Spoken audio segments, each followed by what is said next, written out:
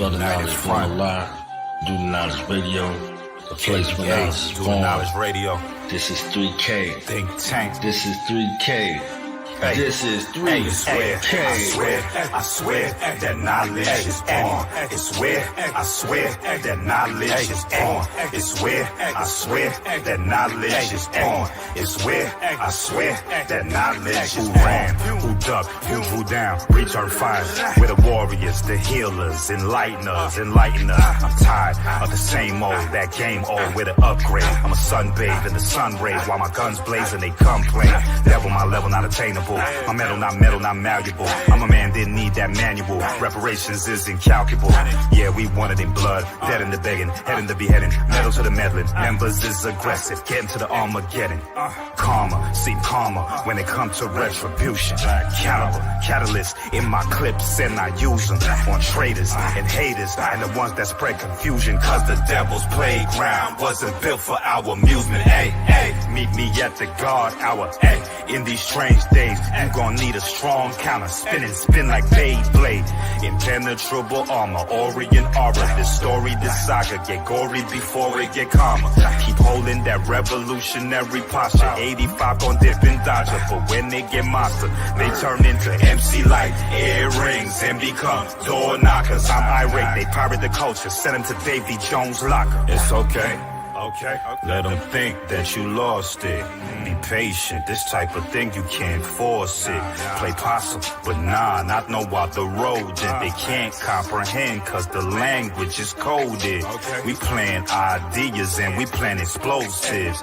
Make your pockets go from more bits to more bread. The portal done open, they can't close it. You ain't got a sideline, you could cause more risk. No set birth date, no Dorian Gray portrait. It's about to get ugly and these devils can't forfeit ancestral memories, so no, I won't forget. What we building is an impenetrable fortress for sure. Every show is just like a courtship, and my flow for sure tighter than your gal's corset. It's okay. We are the source, you can't outsource it. Even Spartans don't want no parts, never. What do you know? Before you know it, 3,000 wild Africans at your doorstep. Hey, meet me at the guard hour. Hey, in these strange days, you gon' need a strong counter. Spin like Beyblade. No, we will not cower while the rest they play safe. We will move with God's power. This is not for play. Honor my ancestors, play the Orient day. Peace to you, loved ones, stay dangerous and stay safe. AKAs and AKs coming to make their caves cave. Wreck the race like take case, stay dangerous and stay safe. Brothers just walk up on me and they're just like, you know, you can just see the hunger in their eyes. Like as soon as you know what I mean? They was like, yo, you know, we a group and we think that you would fuck with us, and you know, I'm telling you, like, we nice and just give us a fucking chance type of shit, you know? Ain't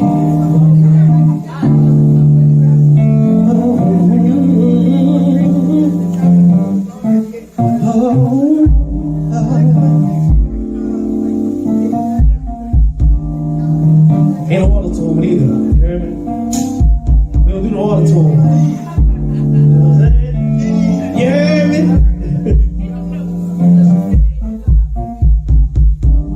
All my life I've been waiting for someone to make me feel they've got everything that I've been missing. You've got your doubts, I know.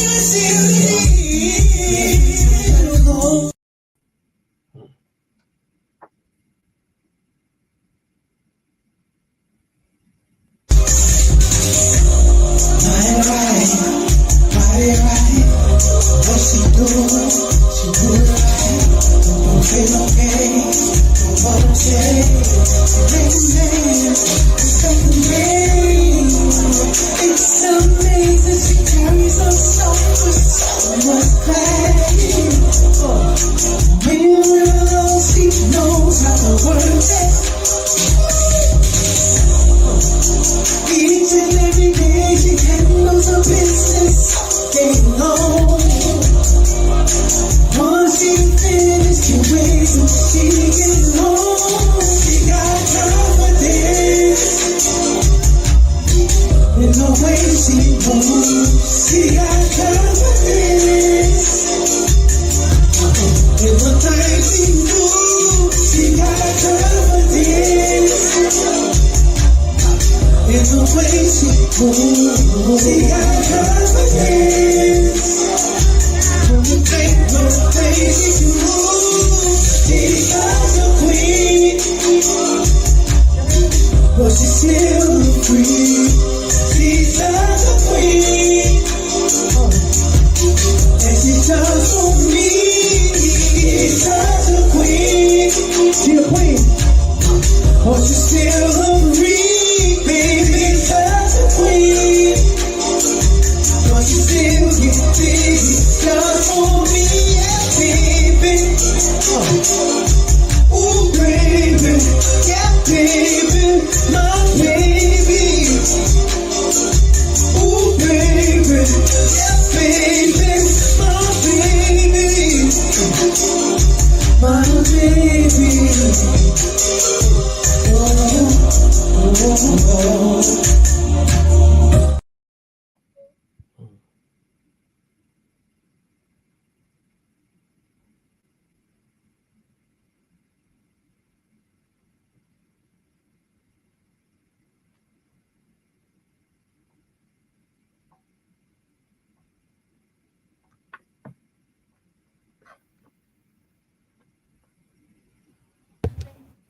Yeah. Let me drop a bomb for that before I even start. I can't even start without the bomb. Where's the bomb at? It was supposed to be right here. Here we go.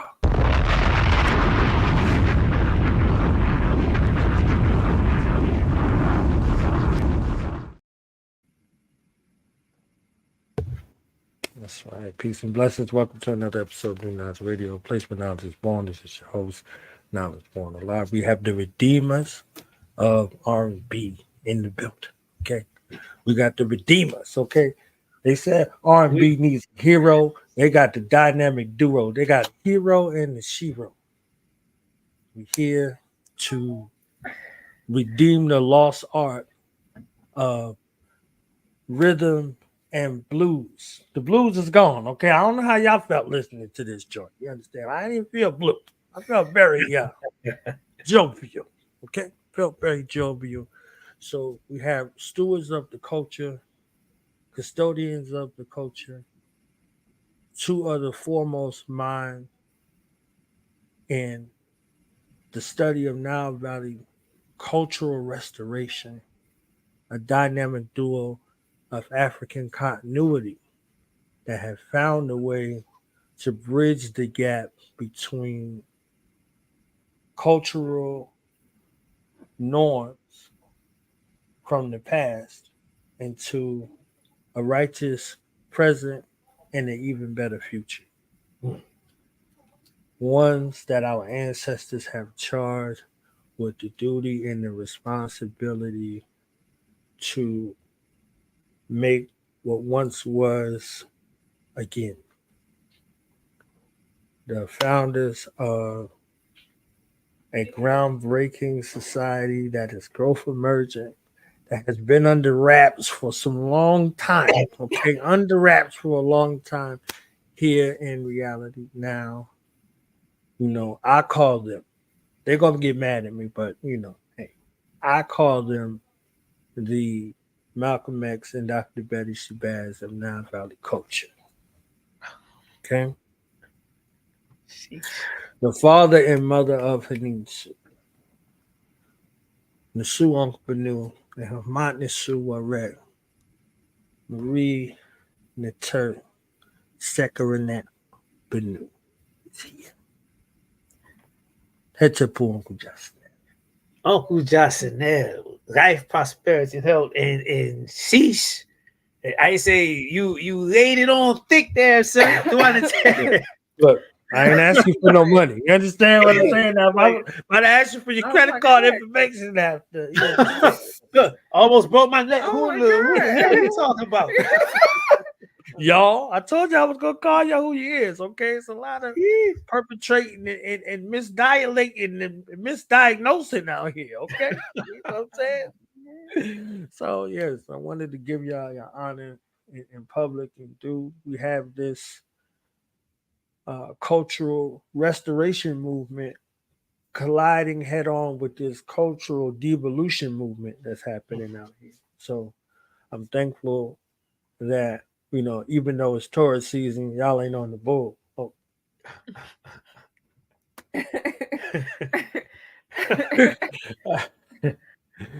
So honest to you both for giving of your time. You know, we have the artists and authors celebration space in April, and thankfully through y'all laudable efforts, y'all are both bona fide and qualified artists and authors. Okay. So how y'all feeling? Let's start there. Speechless after that intro. Oh my God. Like, you a wordsmith yourself. Somebody get this man a pen. Hey. In the works. It's working. Okay. I learned from the best. Okay, y'all see this? This ain't a cover. Ain't a cover. All right. Yes, sir. Yes, sir. So we got a little sample of what it was like to be in the midst of the performance. We only got a purview, you know. That's why I'm glad the camera wasn't this way, it was this way. So we got a little bird's eye view. So we can start there. Describe what that was and the backstory that led up to this particular point for you two as this artistic journey. We know you from the academic world journey, the set the record straight journey, but this artistic buzz, the inception to what we've seen on the camera, and we could just go from there. Okay. So, you know, first and foremost, I want to say it's an honor and privilege to be on this illustrious platform with our illustrious brother, Knowledge Born Allah, you know. And yeah. This is really, you know, meaningful, you know, for us. And what that video represents as far as, you know, those clips, what they represent as far as you know, another part of the great work in terms of the restoration of our culture and our people. You know, it's another tool, another weapon, and another phase, right? Part of the journey that's all intrinsic, all enmeshed, right? All enmeshed. And you know what you said about the cultural evolution, you know, going head to head with a simultaneous cultural devolution, right? Going to war with an agenda to destroy our people and to really degrade society and to tear away at the fabric of our family structures, right? This is very, very important, you know, part of the war, part of the fight, you know, because their greatest weapon against us has always been their propaganda, their media, their ideology, right? And the various institutions and art forms through which they proselytize and perpetuate it. So as their approach has been greatly holistic, our approach has to also be greatly holistic. So that clip right there, right? It was from my album release party the year before last, right? Which represented a somewhat a culminating point in terms of, really embracing something that has always been a part of my journey, a part of our journey, and saying, okay, no, we can't utilize this to continue our work and to help in the work that we've been doing up until this point. We've dedicated our lives to. So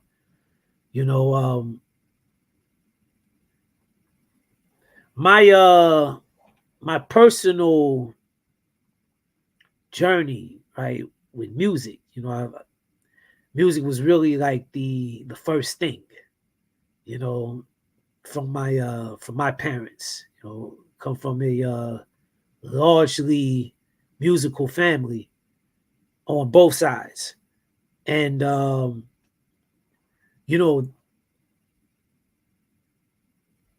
I started off very young playing music, starting with the violin, and then, after a couple of years with the violin on to the keys, and then, messing with percussions and all of that. And this is maybe from like age,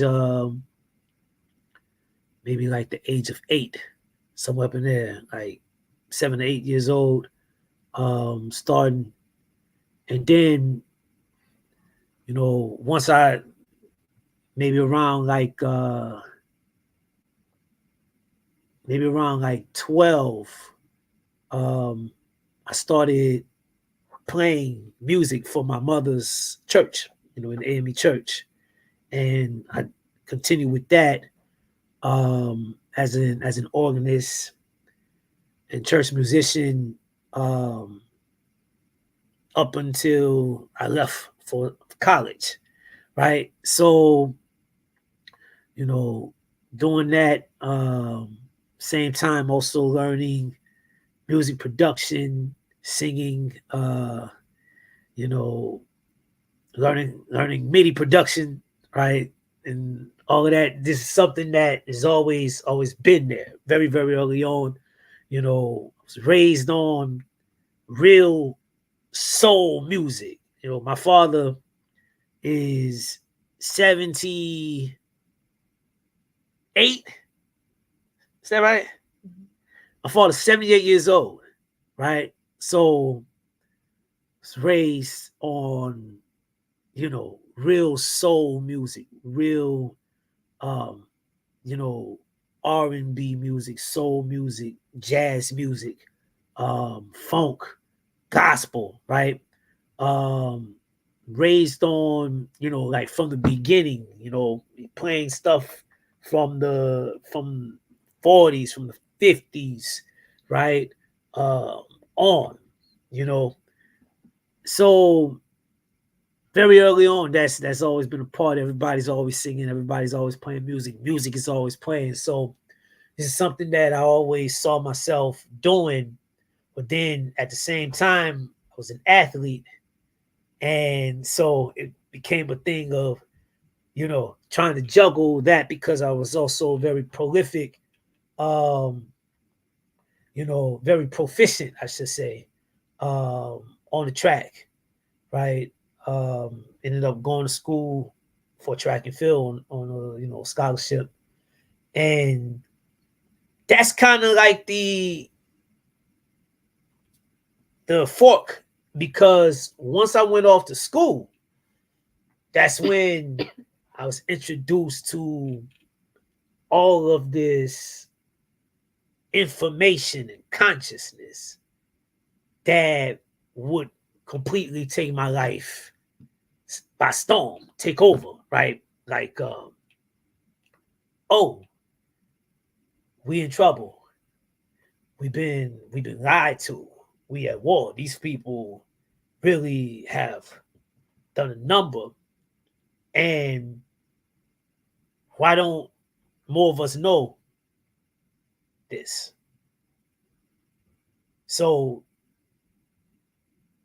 I started teaching immediately. Started sharing what I came into immediately. So literally from, let's say, the age of 19 on,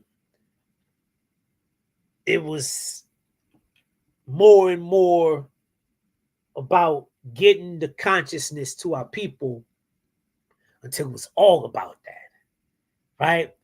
And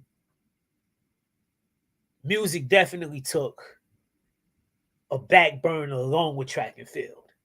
Right? It's like, it's not as important. It's not as critical. It's not as dire as getting this information, right, over to our people. So, during that time, for me, it became more of a catharsis. It became like a release, like therapy. So I would, find my way periodically over to the music building on campus, or over to, the Guitar Center or Sam Ash or whatever, and just go and zone out while playing, in there just to kind of zero out and release tension, and then get back on what I felt was the real mission, right? So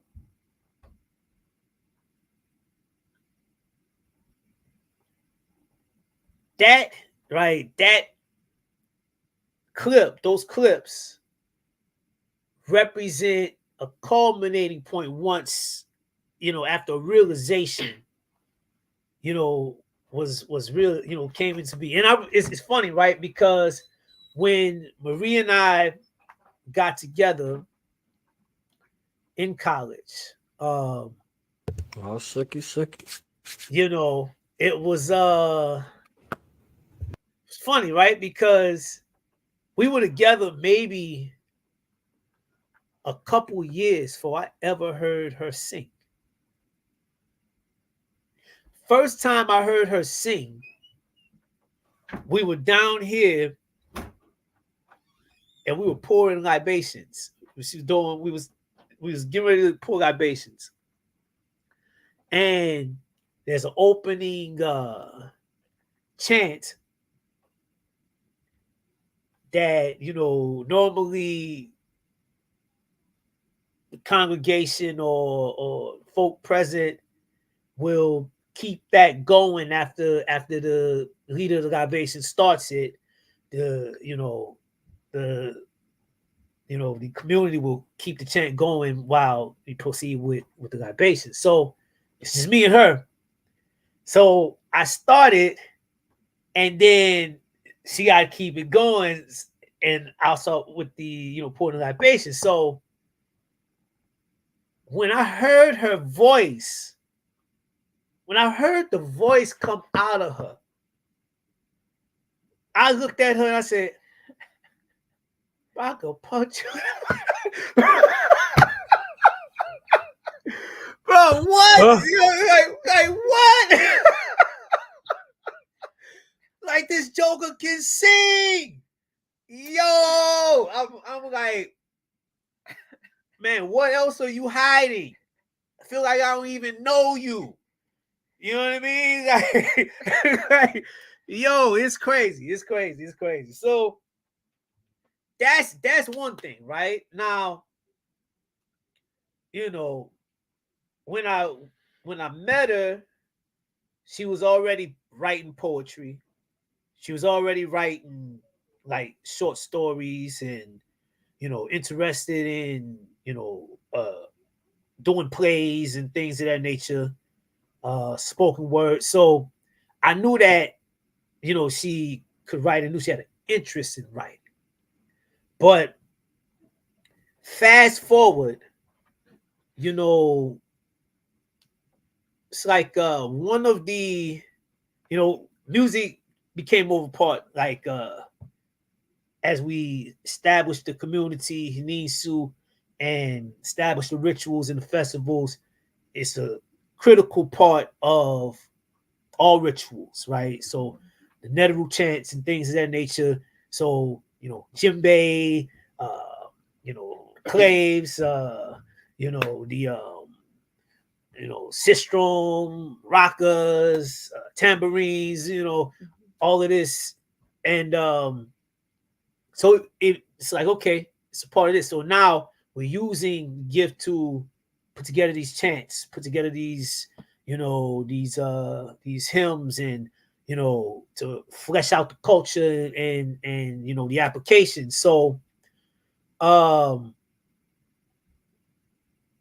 I want to say it was Sukari Festival 2019.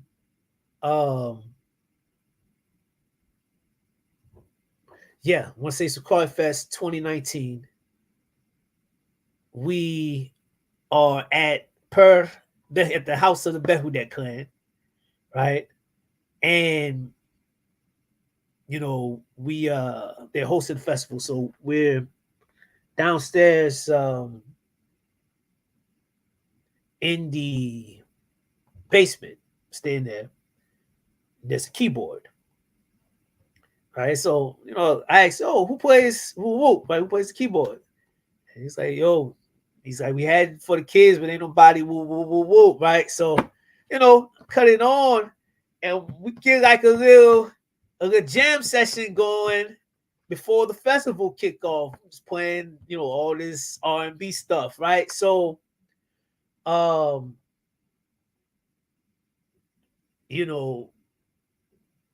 afterwards, Behudet, he looks at me and he's like, "Yo, you just take that, might as well just take that home with you." So I'm like, wow, right? So took the keyboard home and started playing them. And now I'm playing more and more and more and more, right? And the funny thing, at that same festival, Sebek comes down and he says to me, "So when you going to take this show on the road?" I didn't know what he was speaking to specifically, right? So I'm kind of asking. He's like, whatever. It's like, whatever you want to do. It's like, you do whatever you want to do. That's what he says. So I'm like, okay.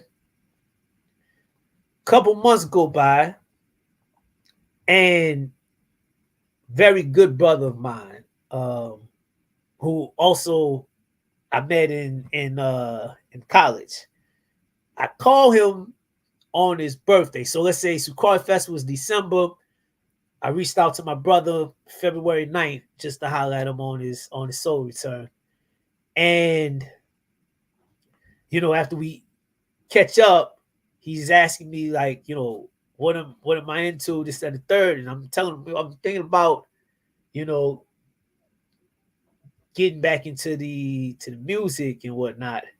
And I was telling him about this board that I had been spying, for a couple years, and I've been looking at it. So he's like, tell you what, whenever you get ready to buy it, I got 5 on it. Not $5 either. Yeah, he's like, whenever you get ready to buy it, I got 5 on it. So I'm like, word. Man, like 2 weeks passed, and here is this board, this $2,000 keyboard on eBay, brand new, still in the box, for $700. Folk just selling as part of a lot, right? You know how they buy the containers or buy the storage. It's selling it as a part of a lot. This keyboard, $700. I hit my brother, and he sent the bread immediately, and that's how I got that board. And he's like, "Yo, that's for you." It's like, "That's right there for you."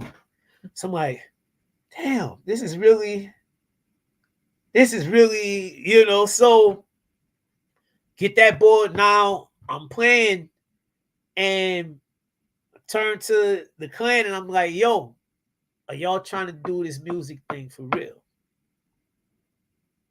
Answer was yes. So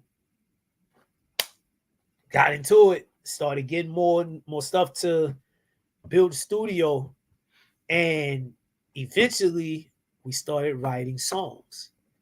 And here this lady goes again, surprising me, right? With her songwriting. I knew about the stories. I knew about, you know, the poetry and the spoken word, but I didn't know. I eventually found out she could hold a tune, right? She could sing. I didn't know that she had the ear for melody like she does. And I didn't know that she's just a gifted writer, period. You know, she could probably do sitcoms. Like the writing just translates all the way over. So we start writing songs, and you know, even let's say if there's a song where she doesn't necessarily contribute like the lyrics, a lot of the songs, let's say if you see a song, 9 times out of 10 she contributed lyrics, or at least like the melody for the whole verse, if not the whole joint. Like she can hear the melodic arrangement. So this is really, really happening. Man, I want to say shortly after I got the board, kind of jump around a little bit. Shortly after I got the board, my father's brother transitioned, right? And that's my Uncle Ronald. And he's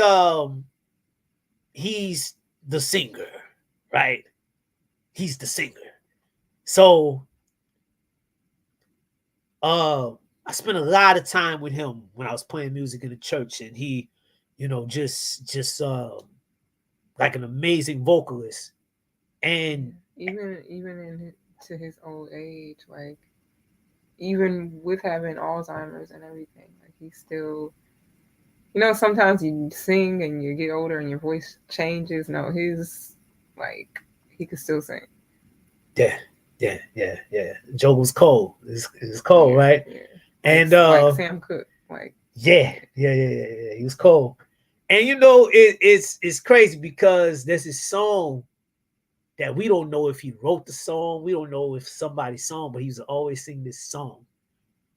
And I sung this song at his funeral, and it tore me up.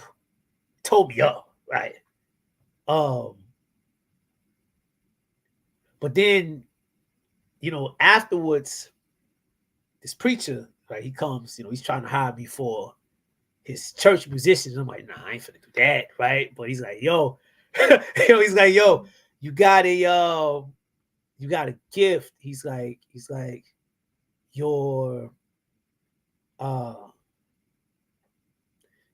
can sing and you can play. It's like, use your gift to glorify God. Right, that's what he says. So, and I felt like my uncle was, because even the preacher was like a cousin, right? So it was something else. Like I sung maybe like a year a year or two before that for my sister's wedding. I sung. She pulled, like, she called me out the blue. Like, I'm retired, right? She called me out the blue, wanted me to sing Brian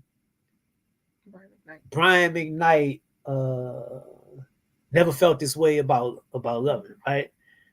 And like, you know, with the high falsetto and whatnot, she's like, I know you can hit it. Whoa, you know you hit them notes. And so I sung that song, like it really, you know, I'm going, I didn't have no board, no equipment or nothing. So I'm going to Guitar Center or Sam Ash every day in Orlando just to practice that song, for her wedding. And when I get there, I sing the song and I see the reaction. And then, you know, the guy, you know, her husband at the time, he comes up to me and says, yo, you're in the wrong profession, right? And I'm like, huh, interesting. You know what I mean? So just all these, you know, these signs that you think are one-offs. Yeah, it's just like, okay, yeah, I ain't got no time for that, right? No time for that. Just, I mean, okay, yeah, right. So after my uncle's funeral, we had that conversation, and I'm like, yo, y'all trying to do this for real? And then we, you know, answer was yes. So we started working on it, and eventually 2022, after writing and producing so many songs, so much music, you know, it culminates with that album. But even up into that, you know, we established, first things first, let's say July 2020, we established Henensu Music Group, LLC. You know, so the community has a record label. And we established EH's Hit Squad, right? There was a Geek Squad, which is like the producers, that's the nerds, the gear nerds and all of that. But then we established the Hit Squad, which is for the songwriting. And just observing the young artists in the family, right, in the community, gifted singers, gifted rappers, gifted producers, right, looking for a way to galvanize the talent, you know, a way to galvanize the talent and to utilize it, right? Give them a you know, mode to express it, and it's like, and to help cultivate it, right? Because you know it's raw talent, right? So you know, taking the raw talent and helping to cultivate it, you know, and you know, still it turns into a steel sharpening steel type situation eventually, right? So the purpose initially for the Henensu Music Group was really to galvanize and hone in on that talent, and then also have a business vehicle that we can transport, you know, when the time comes for repatriation and what have you. One of the quickest ways to you know, gain citizenship is if you can bring a business, right? If you're bringing business. So, you know, creating this as a actual vehicle and an institution that we can move with, right? And set up and get to work immediately, and have actual expertise at it. So and this is culture too. Like, that's a big component of it. Yeah. But yeah, for the label, it was definitely you know, to have a vehicle But then just in doing it in general, the importance of making sure that our approach to conveying the culture, right? And this is really getting to the roots because, you know, in the tradition,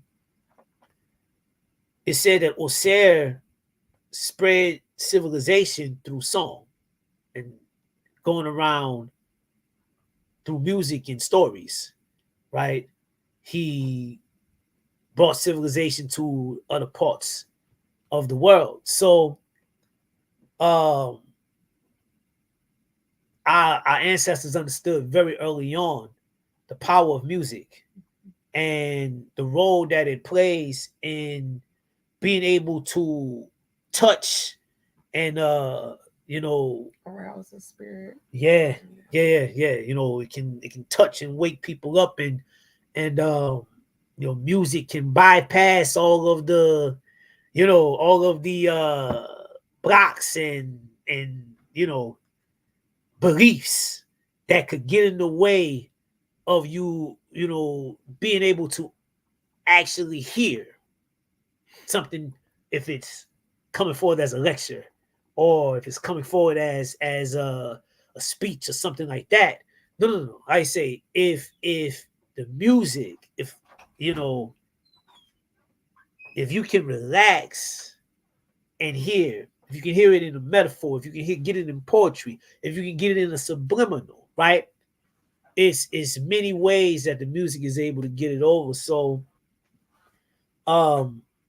say it's a big part, right? It's a big part, you know, like others, like the stories, like the books, like the, you know, we want to get into movies, right? We're working on, you know, animes and, you know, all kinds of other things, but, you know, music is a big part of all of it. Because, you know, I've always said we don't need a religion, we need culture. We need an entire culture. We need an entire lifestyle. You know, we need everything that a culture entails, right? And the art has always been the major way to get that thing over to the most primitive and innocent parts of us, because we all children start off as artists. You know, so when you're communicating with art, you're communicating to the real person, right? Before all of this other, you know, whatever else they mutated to, you know, or devolved into, right? You know, the music is able to get over to that, and that's very powerful. It's a gift and a curse depending on how the artist is arting. You see, you know, but that was a long way of saying how we got to that clip, right? Long story short, I couldn't have gotten it without. Couldn't have gotten out there. Couldn't have gotten there without. You heard me? Mama, tell him don't he dare after he curates this journey, trying to say this was a long way. This was drop in the bucket, okay? So when the movie and the other book come out, because we know y'all can write, okay? You know, 600 some pages. You know, no filler words and stuff, okay? You know that y'all can write. So I wanted to ask Mama to share your journey in regards to being a hidden hand, because you're like one of the most elusive characters in the story, okay? One of the most elusive characters in the story. You know, I was thanking Ted that you made an appearance today, so I wanted to take a moment to hear from you, okay? Oh, The seldom seen, seldom heard nowadays. look, Okay. I was gonna remain elusive too, and yeah, let's do this. So it's love that brought me out. Look,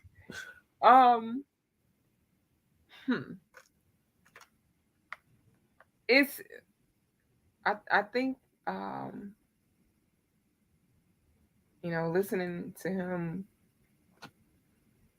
go over the history of what brought us here, the abbreviated version.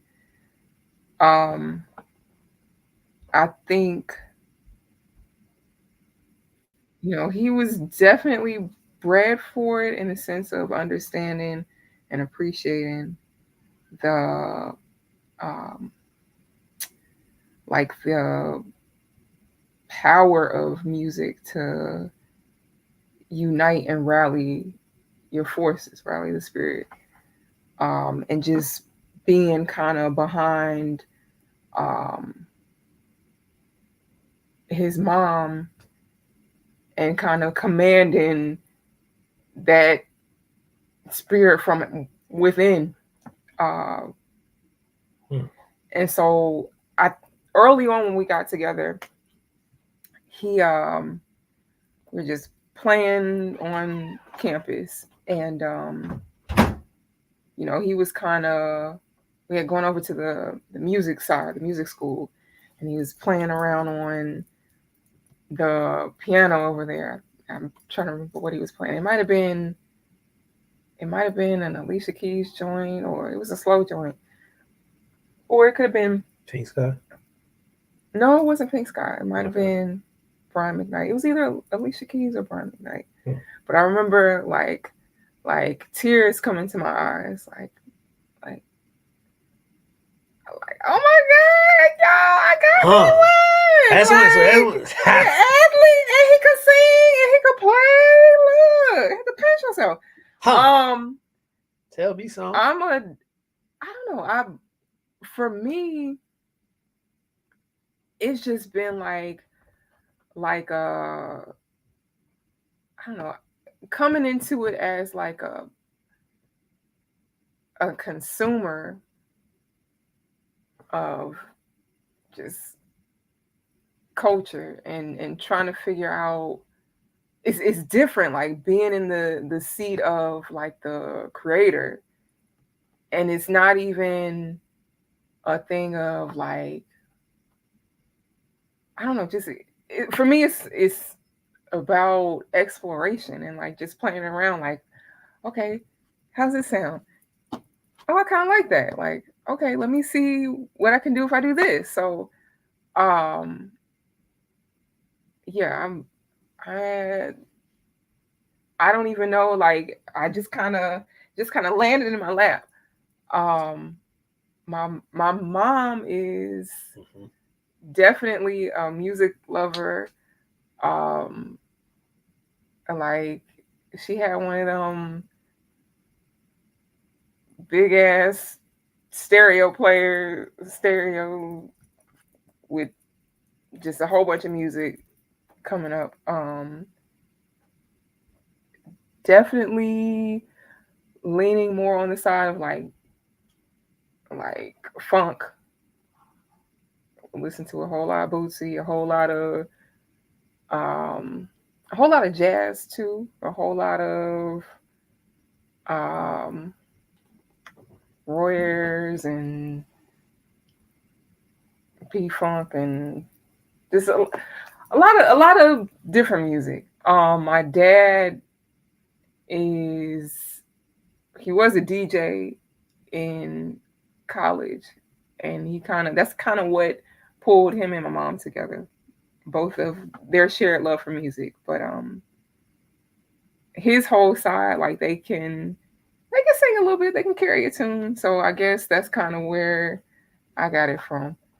My mom, you know, that side, they got a different kind of art. I'll say it's more of the like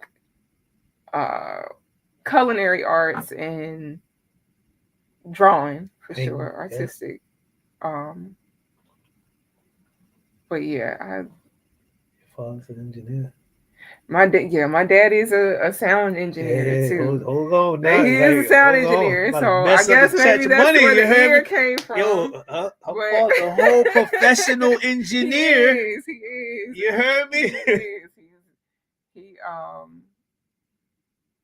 is. He actually works out of Northern Virginia Community College as a sound man up there. So shout out to my dad. So I guess that's where my ear came from. But yeah, I don't know. I'm just pulling more stuff out of the bag. He like I'm holding stuff from him, but I'm like, I ain't know that was in there. Like, I ain't know. Now we all know. That's interesting. I think that I will say that going back to the point you're making about like we need a culture, not a religion. I think what I understand you meant by that is when we think of religion as a tool to yoke people or an entity from something that it was originally connected to and then got disconnected from. I don't know, it's kind of like anti Pan-African to me when I think about stuff like that, because it's like, no, God has always been present. We're always in the flow. It's just deeper than that relationship. And so the culture comes in when we're talking about like using what we naturally are good at to feed that, to cultivate it, to help it grow. So yeah, I'm just enjoying the ride.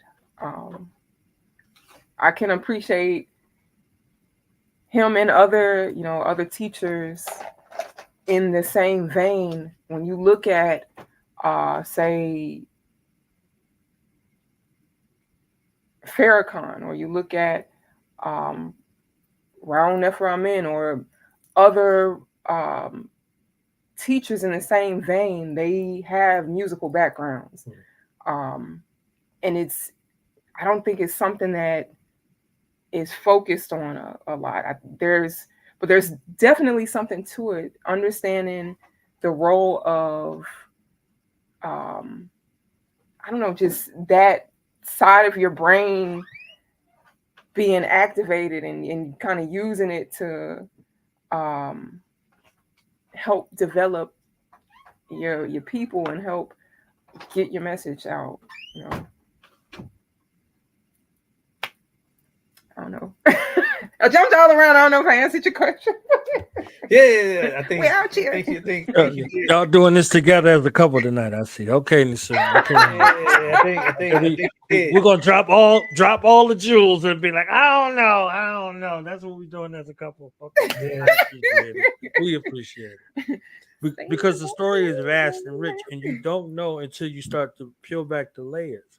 This is where there's a space of specialty, because specializing and allowing things to flow is one of the strengths, and that's the beauty of this platform. And y'all know y'all been around here for about 7-8 years, as we could deduce.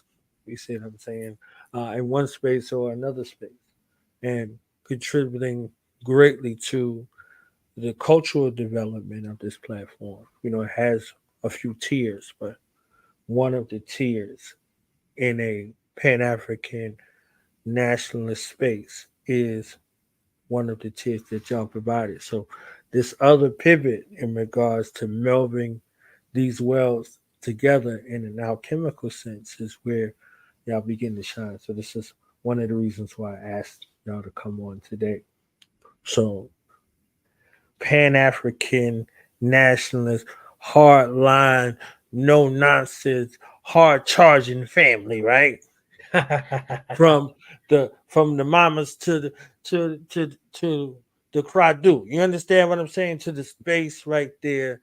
Now y'all are providing this other aspect, from the that space to the hetero space. You understand what I'm saying? The space of the pivot. One of the greatest aspects of the story that's told in Remembering Osir was Heru went to go. He wanted to learn how to fight, so he went to Heru. Dad was like, "Yo, fam, teach me how to fight." You see what I'm saying? He went over there like Daniel's son. You understand what I'm saying? Like I understand my Shai. You know what I'm saying? So I gotta go find Mr. Miyagi, and he go to find this aspect of himself that would prepare him for war, right? So he goes into the place to learn how to fight, and he's over there cleaning weapons. And he got to watch. He got to clean weapons. He got to watch. He got to watch. He can't participate yet. But he's so as to in his mind, he doesn't think he's not participating, but he's participating in every aspect of it. And then it becomes something he has to do in regards to a dance, right? So now he has to dance with his auntie, right? Ederu, and not step on her feet. So this relationship that you shared in regards to you and your purpose was this, and then it evolves into or revolves back around to your purpose in the first place. So this purpose, on purpose, for purpose, at this particular point in purpose is the dance of life. Y'all been dancing in, y'all both been dancing in the background to the beat of your own drum. Y'all met each other, y'all started dancing together, okay? And now the world gleans from the dance. The world is now gleaning from the dance of life that encompasses you both and both of your missions. So the world of Henensu, at home and abroad, gleans from the dance that you embarked on, that you thought you left behind, to dust folks off on the track. Now you still dusting folks off on the track, Nsw. and it don't cost you your feet. It don't cost you no wear and tear on your body. It costs you some alchemical blend of your mind, body, and spirit. So the same heart, the same African revolutionary heart, spirit, and mind that you both have, and that you both live. How beautiful is it to have this dance, right? To have this dance where you're beginning to see how this dance is playing out and bringing our people back to a redeeming space, to be the Heru couple for what we love the most, our love music. You see what I'm saying? Which spawned the love making and the life making and the life repeating space. Y'all did it academically. Y'all did it in the revolutionary space. Now look at this creative space that y'all are walking in. How does it feel now together to lead us in this manner in this dance? You want to say that? For me, it's I don't know, it feels like home. It feels nice because my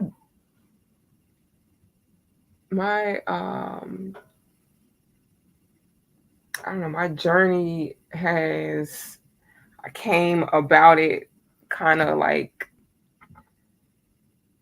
not from scholarship tip, but from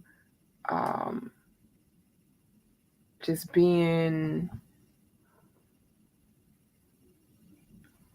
in love and a lover of everything Black, like just really loving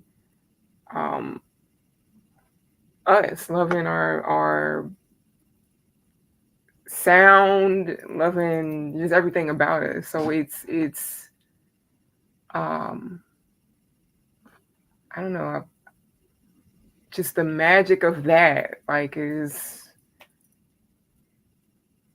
I guess I've kind of always been there. So it's not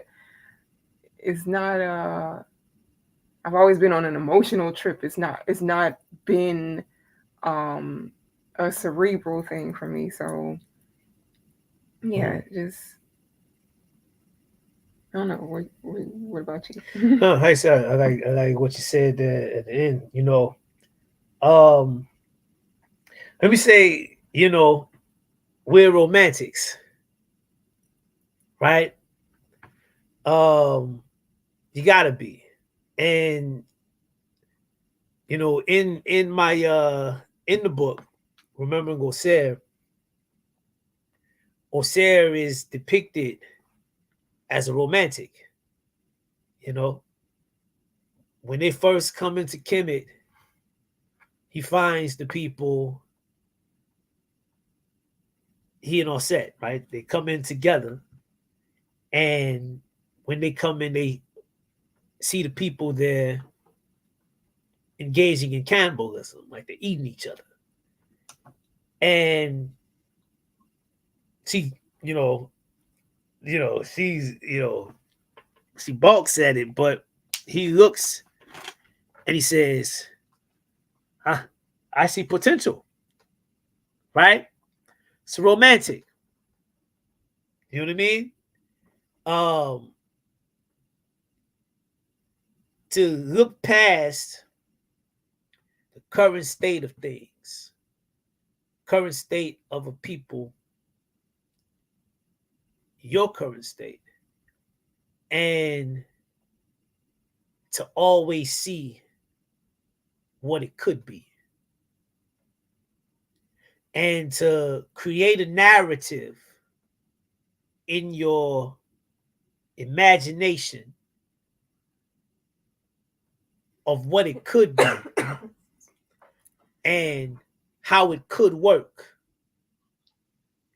and then begin to move in the direction to make that romance novel in your mind a reality.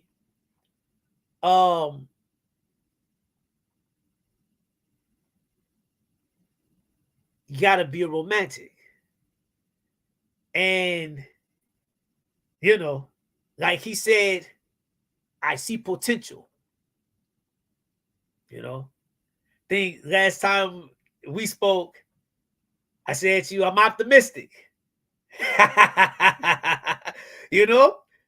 a romantic. You gotta be. And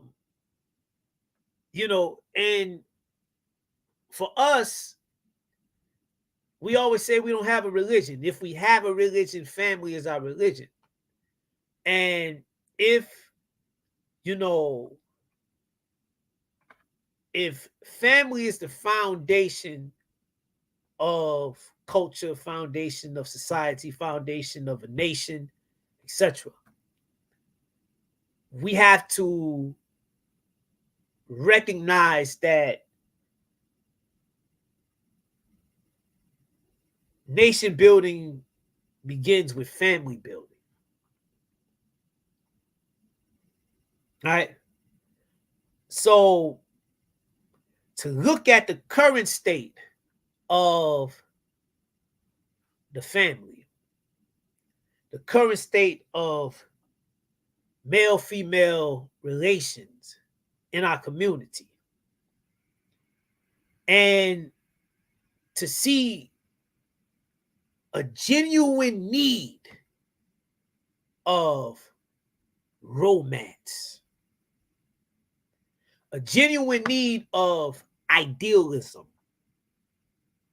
a genuine need of a reclamation and reformation of archetypes as far as what it means to be man, what it means to be woman, what it means to be father, what it means to be mother, husband, wife, what these things mean, right? This is very, very important to understand for an artist and a creator.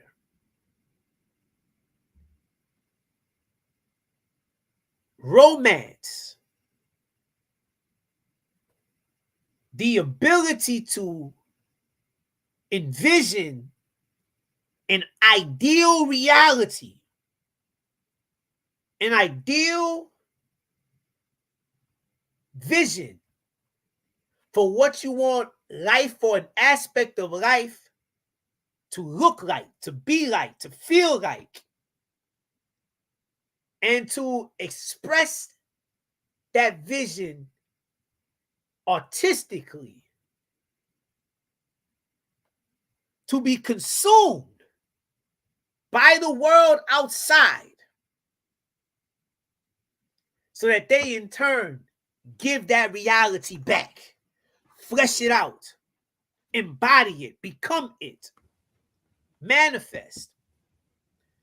And this is super important, because Fela Kuti said, music is the weapon. You know? And he said that music is not to be played with. It's not to be played with, because when you deal with music, you are messing with the force and with forces. And you don't want to use music irresponsibly. I would extend that to say you don't want to use art irresponsibly. As artists, you want to be a romantic, and you want to think about the type of people you want to produce. Artists, all artists are really kunum, shaping and molding man, the ka and kat of man on the potter's wheel. All artists play a role in shaping and molding people that consume the art, shaping and molding culture that cultivates and crafts the people. So it's super important that we get in the business of making responsible art, where we actually are creating things that reflect what it is that we want life to be like, what kind of world we want our children to exist in, what kind of world we want to build for them. This is what we got to do with our art. And it starts with, yo, who am I? Who is she? Right? To me, who am I to her?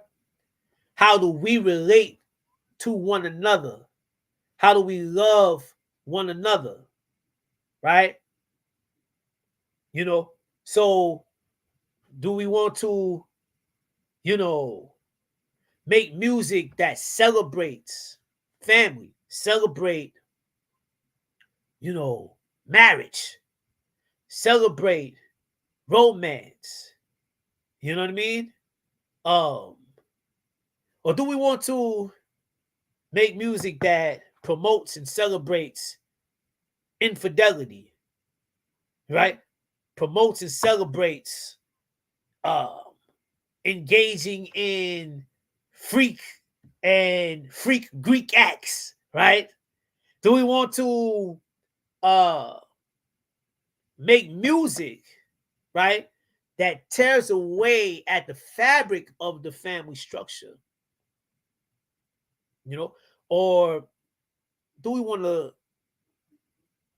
create the world, right? Create what we want to see, what we want to live, what we want to experience, right? This is the questions we must ask. So how does it feel? It feels great to know that we can do our part. It is a culmination where everything is coming back full circle, like all of the places where we've gone, and now we're at a point where we know how to put it all together because it's all together anyway, right? And that was really the thing, right? The culture, right? We need culture in the sense of culture is everything, right? It's no separation. The religion or spirituality, the music, the art, the food, everything's intrinsic. Everything's intrinsic. So, you know, we gotta really think about it, especially those of us that say we're nation builders. What is the soundtrack of this movie you're making? Right? All music is mantra. All music is mantra. All movie is mantra and yantra, if you want to deal with that, right? Veve, right? All music and movie, all art is ritual. All art is magic. All images, all sounds, all words that we consume locks in and, installs a program waiting on command to come back, right? To output. So we have to really, really take command of our attention. And our job is to do our part to really flesh out the culture and every facet. So again, that's the music, that's the movies, that's fashion, that's stories, that's school, that's, you know what I mean? It's everything. We need everything, and we're gonna do as much as we can do, and hopefully we can inspire other people to stir up their gifts, because that's really what this thing is about. Put out a call a couple years ago to Henensu. I said, stir up the gifts. It's time to stir up the gifts. Whatever it is that you do, start a business for yourself. Whatever gifts that we have, whatever gifts that you have, right? If you can talk, you can teach. We build an institution around you, build a guild around you to reproduce and replicate that information, replicate that knowledge, right? Replicate that skill. Henensu Music Group, Ihi's Hit Squad, is a guild. Ihi, right? This is the Netert of music, the son of Heru and Heru Behudet, right? This is the Netert of music. This is a guild. So any children, anybody who comes in who's interested in learning music production, learning sound engineering, going through songwriting and creative processes, songwriting workshops and things, whatever this is for us. This is for us, right? I'm talking so I can teach it, right? And that's the attitude that we got to have with everything. Nothing, nature wastes nothing. Nature wastes nothing. So all the talents that we've been given as a people, right, is for us to cultivate and to put them to use, right? Because it serves a purpose. It serves a purpose. And all we got to do is contemplate our life as a whole, big picture, and we'll come to that realization of the purpose that it serves. So, it feels good to be walking in purpose, right? It feels good to be walking in purpose as a romantic. Duanater. With black love, with black family, with black liberation, There has to be a love affair. Because walking by faith don't always agree with walking by sight. Yeah. Sight unseen might look a little disturbing, you know. Yeah. I know I give the farmer analogy. If the farmer who dealing with that science of husbandry is dismayed by the undisturbed earth and the condition that it finds the soil in, he or she finds the soil in, and they labor on the amount of work that it's going to take in their mind, there will not be a bountiful harvest. So if the farmer, who else is going to do it? If the farmer does not do what the farmer is supposed to do, nobody eats. Yeah. So that love affair with the labor, the love affair with the sacrifice, the love affair with the ability to be able to abstain, the love affair with having a particular set of focus with our people, regardless of the situation. You know, this book was like Osea seen a man with another man's arm in his mouth. And he said, "Why are you eating this man?" He said, "Because I got to eat." Because I got to eat. Right? Like, this was his rationale. He didn't even think about it. He like, what's up? Oh, what happened when there's no more men then? This is what the landscape looks like. It looks like that. You know, folks are out here championing the destruction of black people against each other as if some other black people are going to just continue to exist out of osmosis, as if we don't have to have any more children to have more black people. We're in a futile space looking at each other, eating what each other's arm in our mouth. Like, yeah, fight, yeah, get him, yeah. I'm like, what? You're looking at the landscape, and you have to remember not to be dismayed by what you see, but the faith that the work that you are doing is going to produce something of a bountiful harvest in the midst of it.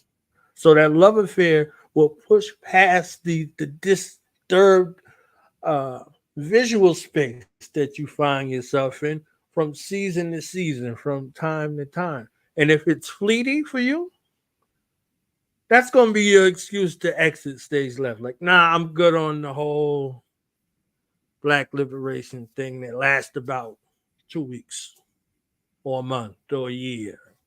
And as soon as something happens, it's like, hey, I can't mess with that. Yeah. Walmart could have the things that you don't need and the things that you're not looking for your lifetime, and you ain't gonna stop going to Walmart. But the black experience can have you dismayed, sight on for a moment, and you dismayed with black people for a lifetime. So if it's not there, if it's not a love affair in your heart of hearts, in your mind of minds, anything will trip you up off of this course. Anything will trip you up off of this course because you'll be tried and tested. Because you said, "Oh, you love me. All right, prove it. Show and prove." So then when it's time to show and prove, you can no longer show and prove. So I agree in the space of having an undying, unyielding love affair with our people, indiscriminate to the situations and circumstances and concerns, regardless of how concerning it may look. That undisturbed earth, it looks disturbing to you. When you look at the pioneer tools or the tools that you have for the task or the job, you're like, I don't know if this is adequate enough until you begin to break ground. And you go through that process of breaking ground, and under that undisturbed earth is fertile soil. And underneath of this, these layers that are there that look unattractive, that look hard to break through. Under that is fertile soil. Are you willing to do what's necessary to break that ground, to get to that fertile soil, for you to begin to plant and for you to begin to irrigate, for you to be able to till the ground, for you to get to that best part? You got to be able to break through what looks like the poor part. It's a protective shell and layer for you to prove who you are. The soil is who the soil is, right?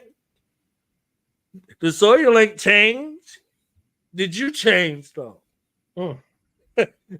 So the soil and the undisturbed earth and the labor process is going to show you who you are and who you ain't. So as to the people. So the one tell for the word of encouragement and the word of reminder. Because we be bugging out here sometimes.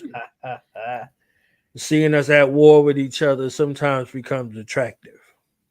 And it becomes something that we begin to lust for and lust after. And liberation ain't on the side of none of that. Devolution is stuff. So we got the music together. Okay? We got the culture is everything. So the culture now value, the heartbeat and the mind space of the world. Now y'all didn't survive how many iterations of the Matrix? How many iterations of the Matrix in regards to the misnomers and the things that are misrepresented with, the Nile Valley, the both operatively and speculatively. It's about to be summer again. So every summer, they come for the Nile Valley, right? Every summer so far, like clockwork, something about the summertime, something about, the heat that brings up something misguided, intentionally, misrepresented intentionally, some fake news, right? If we go in regards to, Nile Valley culture, we had the Hoteps, right? Y'all survived the Hotep wars, and the metal that ain't been translated. You're like, y'all didn't survive every season and iteration of the BS that's associated and attached to Nile Valley culture. So now the question is, what's the secret, right? If y'all could share the secret a little bit. And then how do you break through the fake to the real in regards to what the representation is? Because the folks that know your family. They know the Kradu. You understand what I'm saying? The Kradu will put him to shame out here. You understand what I'm saying? Like they like, oh, you speak Meri Netert? Like the children in the nation could put you to shame. Okay, I seen them, I heard them. Okay, so the folks on the outside, they don't know, right? They don't know. They like, oh, it's a dead language, right? They start talking about these stuff with these assumptions. So what's the secret? And then how do you, translate for those who are willing, those who are listening, those who might listen to this broadcast in the future, how do you distinguish the fake and the real? You got that?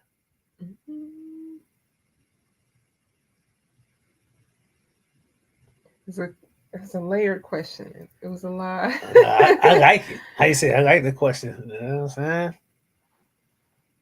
Yeah, no, I like it. I like it.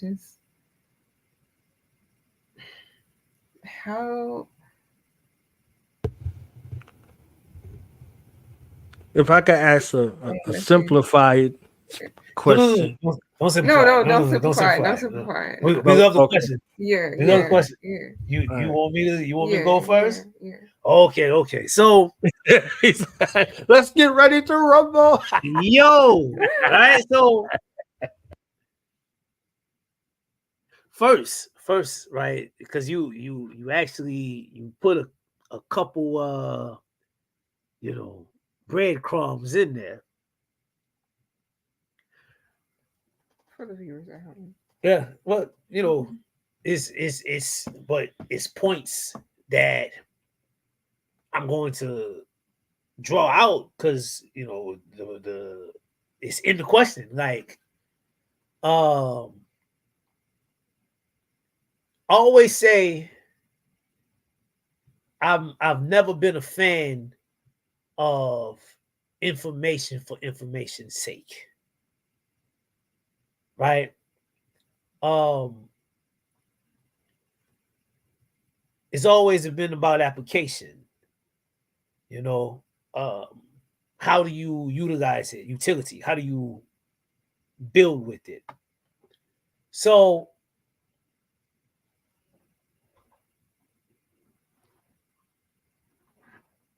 information that you see me dealing with, or you see us dealing with, our children deal with it. We went and got it for our children, right? And our children don't know anything else. Literally. That's first and foremost. They didn't come up in anything else. Their names are their names from birth, right? And this is everything for us. The Nile Valley culture, the Naman is going to and is doing a tremendous bait and switch for the purpose of Pan-African nationalism. So what I mean by that, this is a culture that has ancestral roots in the Nile Valley. But if you go over there today, right, the majority of the people over there are doing something different, right? If you want to find the residuals of it, the continuation of it, you got to go in the village and things of that nature. And they are also suffering, like most of the continent, from what's called brain drain, right? The youth are not staying. The youth are not taking.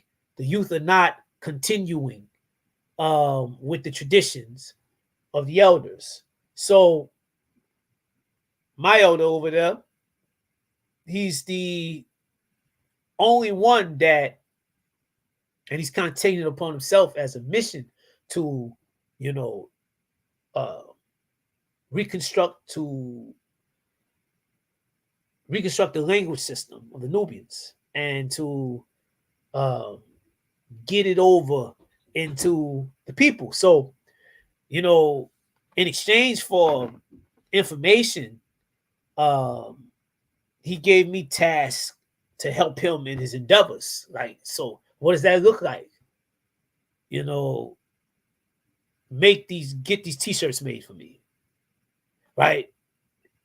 Having a symbol representing Nubian nationalism. A lotus representing the 5 groups of the Nubians, right? And underneath the phrase Tahwarti, meaning all of us together, my God, right? All of the Nubians together is my God, right?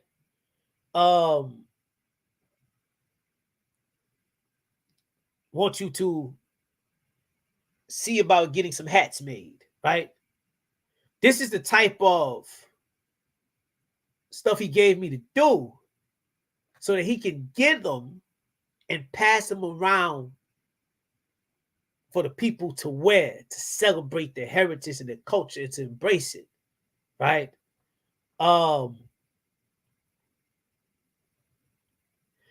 So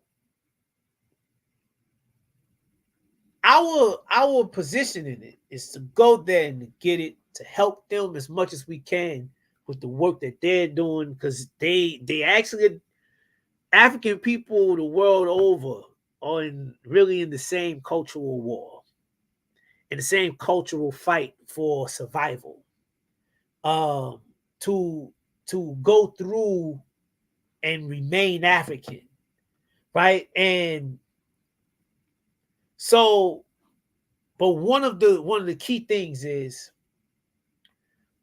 we're not looking necessarily to go there and to plant a flag, right? Day comes, whatever, right? But we go, we get the information, and we follow that bloodline, follow that thread wherever it went, and then we put it together and reconstruct it so that we can put it to use in the here and now and plant the flag where we decide to plant the flag for ourselves. So the key, right? The secret, the keys, right? Is how can these forces, the Neteru, these archetypes, right? These romantic figures come to life within us and give life to us, right? How can Heru come to life within the men in our community so that we can be the type of men, type of African men that our family needs as husbands and fathers and protectors and providers, right? How can Heru and Offset come to life in the women and girls in the community, right? To be the type of wife, the type of mother, the type of daughters that our people need to serve as the doorway and portal for our people and the continuity and bloodline and lifeblood of our people, the glue of our people. So it's about translating it to life. It's not just about, how you say, I would dare say, if we're not in the business of translating it to life, putting it to use, embodying the forces.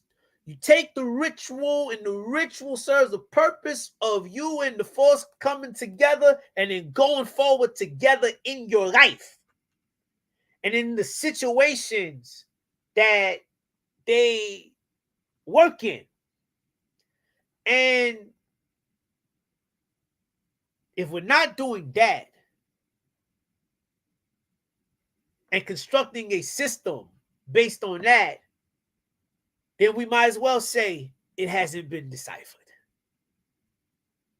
Our working it out in real time in our life, being Tahuti, actually writing the books, right? Actually doing the work, right? Actually teaching, right? Being Aankhu, being the researcher, being the guardian, being the, the person that actually says this is where improvement is necessary, right? We're good here, but this is where we need to tighten up, right? If we are not putting it to work in real life, then, that's how we fall victim to all of the oh, it hasn't been deciphered, or oh, they're not African, or oh, they're not all the you know, and then at the same time, we'll find ourselves having time to get caught up into that. You know, we survive because we don't get caught up in it. You know, because we too busy working, we too busy living it, being it. We're too busy being romantic about the vision that we set for ourselves and for our family and the community, for where we want this thing to go, what we want this thing to look like. Right? So you see what we've done. You see the works that have been done and the works that are being done. This is what we've done with the Netero. You open Remembering Gosser, foreword is by Sebek, Aankhu, and Tahuti, speaking through her in ritual to me. Let me say that again.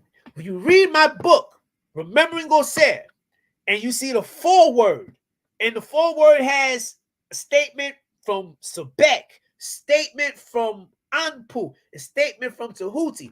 These are the Netero speaking through my wife right here to me in ritual about that book that we worked on together.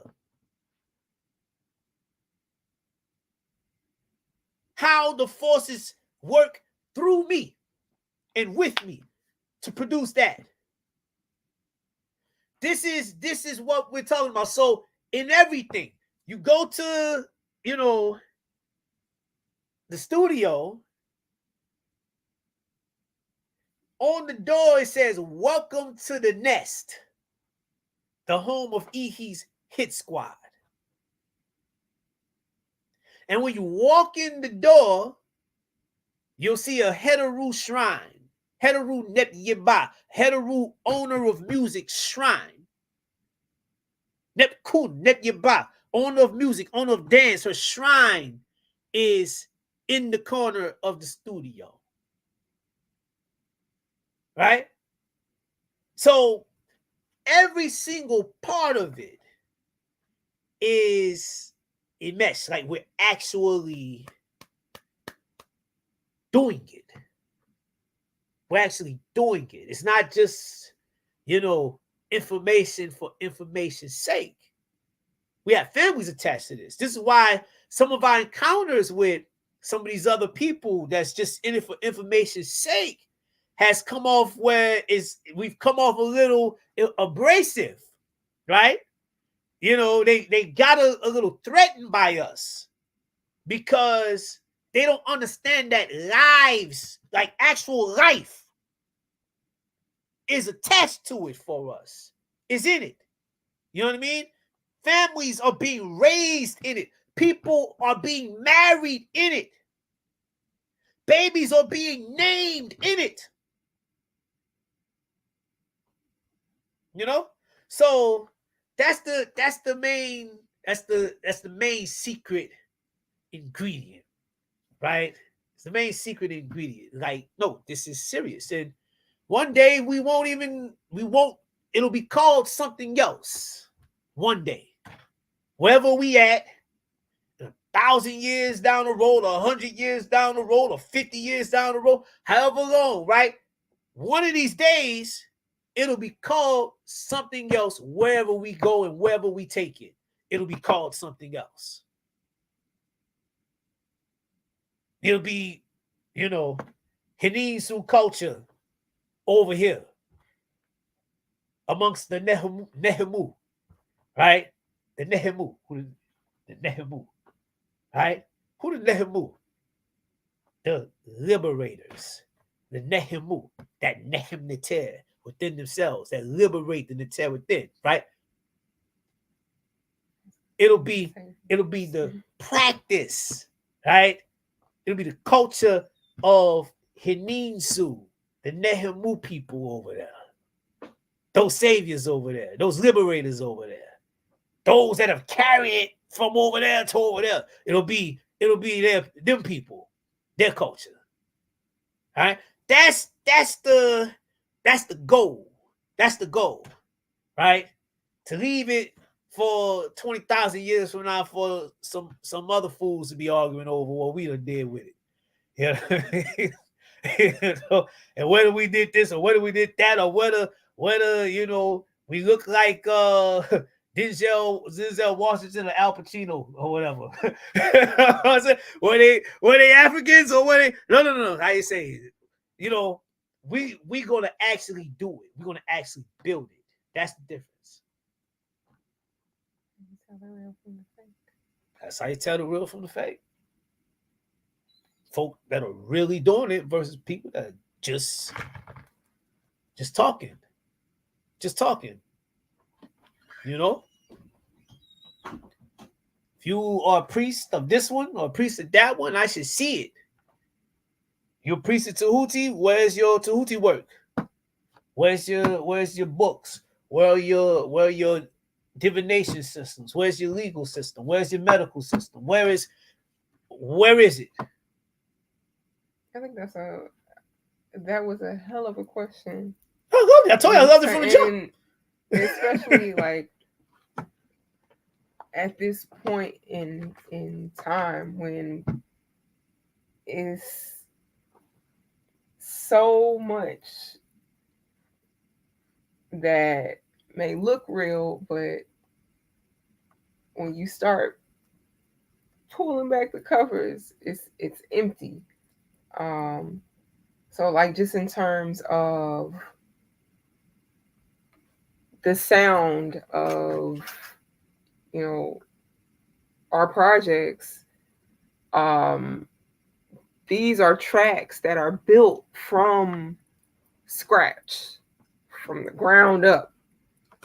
And I mean, he has even like engineered sounds. So like when you compare that to the vast majority of artists now, it's like unheard of. We're talking about analog, like it's a dying art.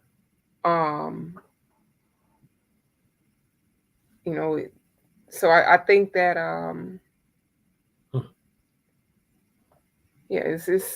that's why I'm sitting here thinking about like that question. Like it's a lot to it. It's a lot to it.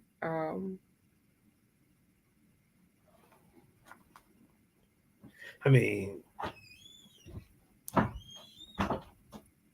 was gonna say, you brought up the projects. Like, even with that, like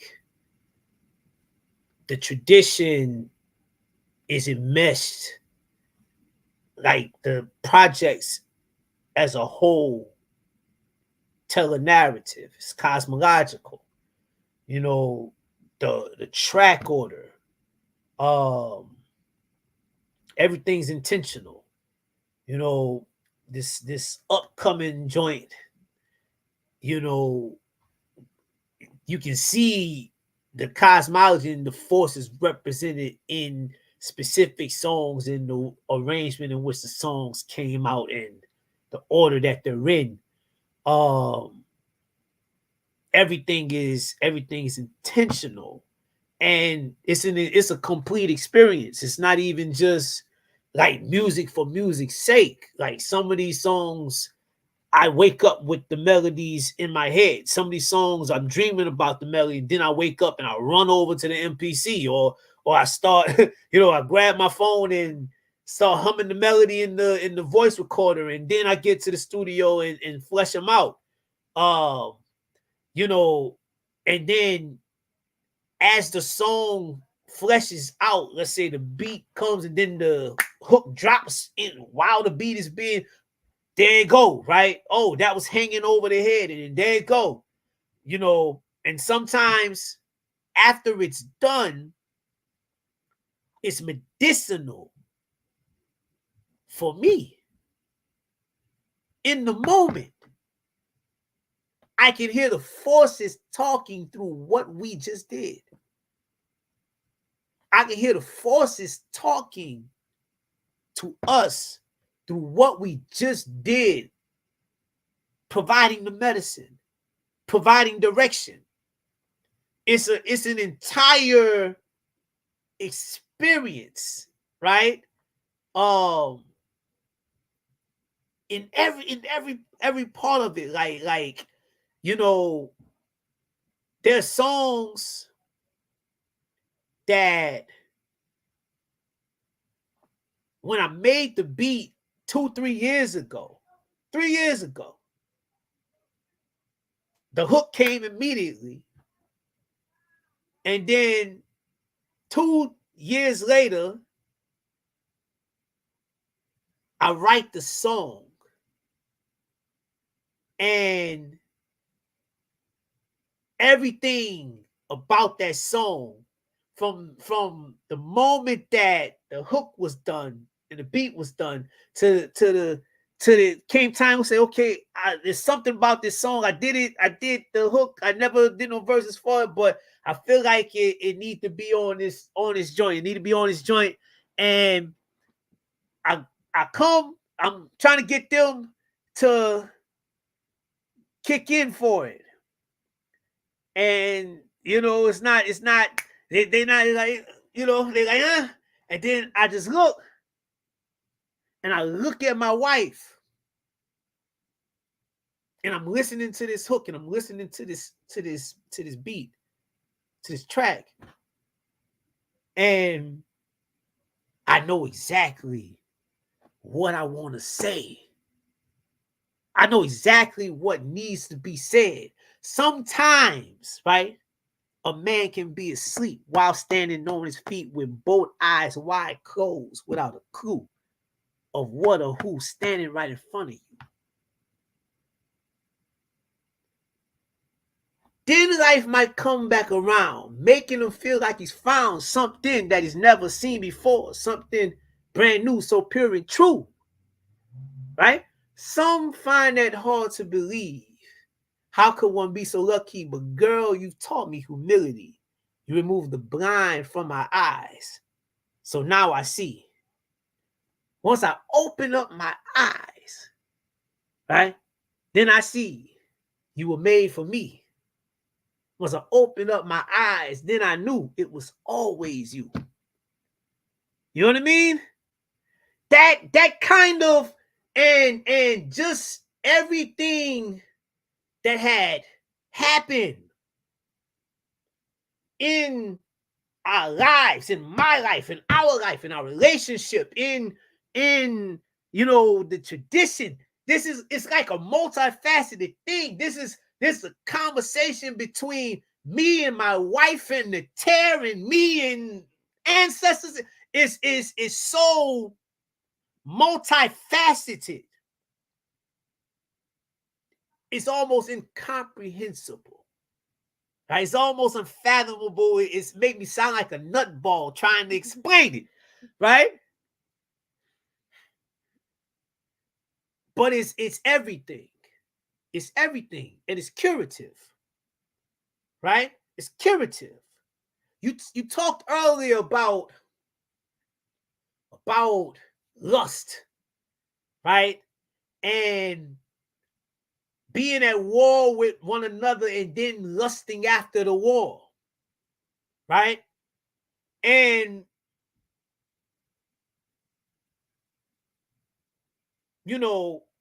the tradition talks a lot about the eye, healing the eye, and offering the eye to awaken the Netert. Removing the finger of Sutesh from Heru's eye so that you can see the Netert in its true form, in its beautiful forms. It's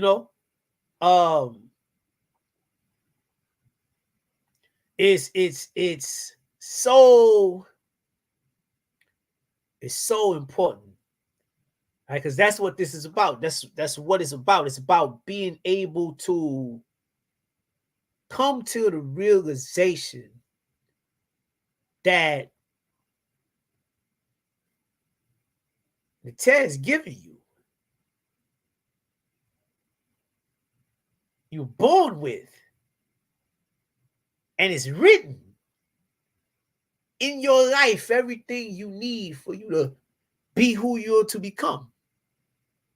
It's written. That woman that you with, that you got, right? That talent that you keep fronting on,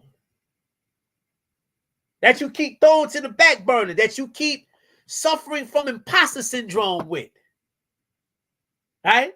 Thinking, oh, you're okay, you're not good. Like everything.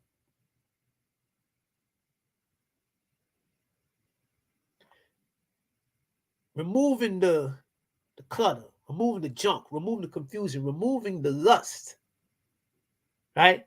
The yearning for more or for other, because you feel as though the Netert slighted you, God slighted you,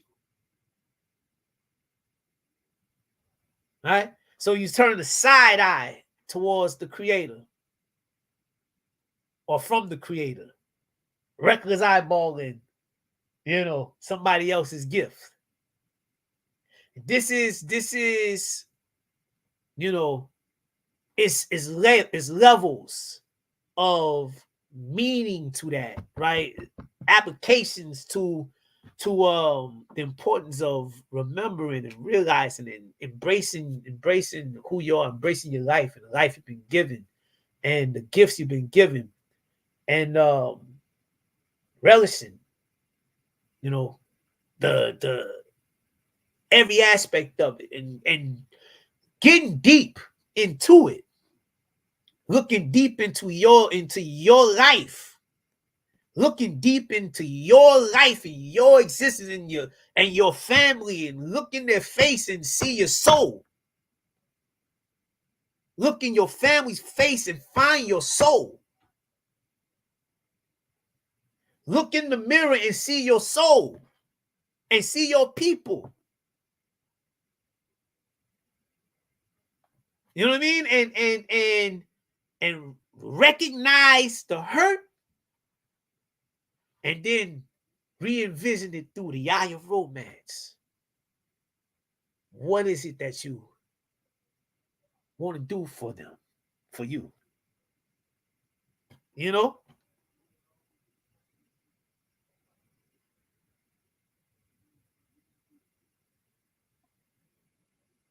Now I'm speechless over here. See what I'm saying? I got caught up in the speech, and then I was speechless for a moment. I had to, like, hey, we on the show. We ain't in class. We on the show. Like, I had to get it together. Okay, I had to get it together.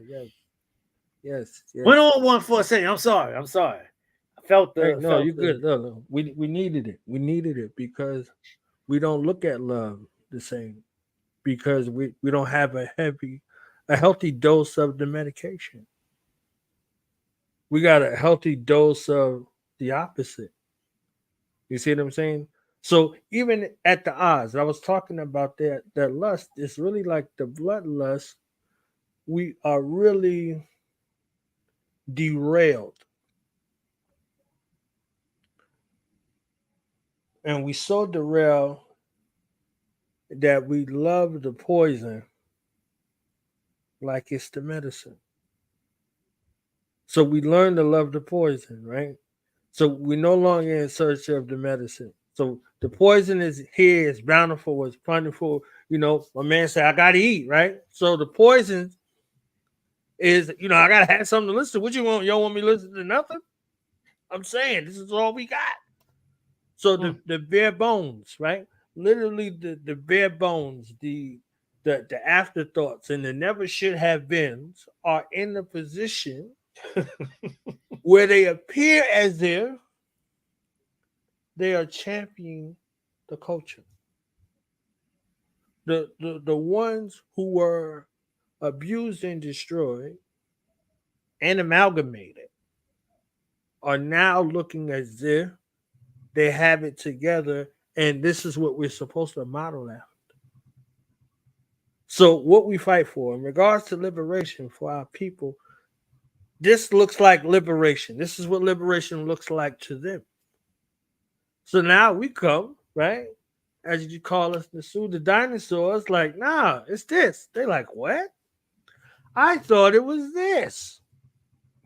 Because this looked like this was suiting them well. This looked like this was suiting them well. And as we see it unravel, the ones who are lusting after that are now like, what are we supposed to do now? Remember, right? Remember. The reason for remembering is because we forgot. And the reason why we got to remember because our limbs were taken away. We're no longer looking at it. We begin to eat our limbs instead of reattach them. We no longer saw value in our limbs or the things that come from us, our extremities, our gifts, our talents, our skills, unless they're in a space where they're capitalized off of and we're receiving a marginal share. You know, so when they was talking about the prodigal son narrative in the Bible, they said this guy had a home. This guy had a home. He lived lavishly.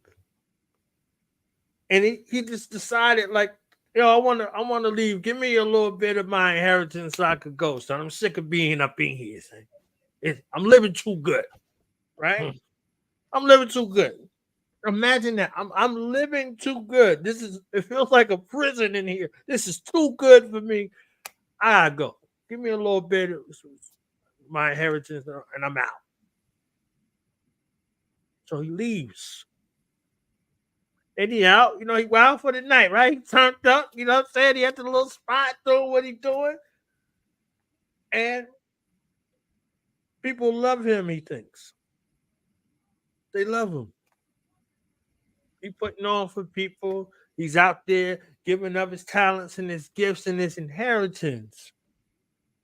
He's squandering his inheritance. And people are attracted to that because he's giving it so freely and they're taking it freely until it's depleted. And now his friends is gone. Who he thought it was his friends, the people that he thought they loved him. Ain't nobody take him home.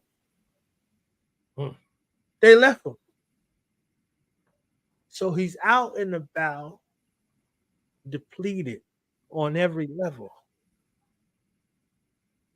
to the point where he sees the pigs eating. And he's envious off of what the pig was eating. He's in that space, right? Now we got two choices. To stay in the condition that he's in, or remember that he could go back home. Now, the pride that comes along with this, I'm sick of being here, feel like a prison, I need to go, That's on one side of the scale. The other side of the scale is if I go back home, I could go back home. I don't care what I gotta go through to go back home. I'm gonna go back home. So he's coming back home. He's remembering in this instance the same place that felt like a prison to him, that was so restrictive, that was this, that was that. He was like, nah, I'm out here bugging. I'm looking at the pig, man, the pig eating. I'm going back home. So his father see him coming up the road. He like, oh, look at little buddy. Little buddy done come home. Rejoice. All right, let's get some meat out the victuals. My boy done came back home. And his brother like, Pops, are you bugging? It's the same dude. He left and he was out there wild for the night. Like, what you bringing? Like, what you welcoming him back home for? He's like, he came back home. He could have stayed out there. He could have stayed out there. He remembered that he could come back home. He remembered that he could come back home. This is what I'm joyous about. And the brother's like, hey, Pops, I've been here the whole time. I've been here the whole time. So he was looking for a celebration, the brother, because of his other brother's countenance had fallen and he left. But he came back. So he's showing them, the brother that stayed and the brother that left, that they got the same struggle. Because oftentimes in the situation, you got a brother or yourself, you could be wayward, but how much power does it take for you to come back? How much space does it take for you to realize that you was wayward, that you was out there bugging? You was envious over what the pig was eating. You forgot home. So when you start looking at your culture, you start looking at your gifts and your talents, they come from a place. Where is that place? So you out there allowing folks to use you and abuse you and treat you lower than the pig. And no matter what this pig ingests, we know it ain't going to get full. That pig could have ate him and not been full. So the space where we're looking at in regards to being devoid of culture, for trinkets, for illusions, and for nothing is the thing that we find ourselves lusting after. I read somebody said that I'm glad that the R&B beef and hip hop beef is happening because we get new music almost every day. That's what they said. That's what they said.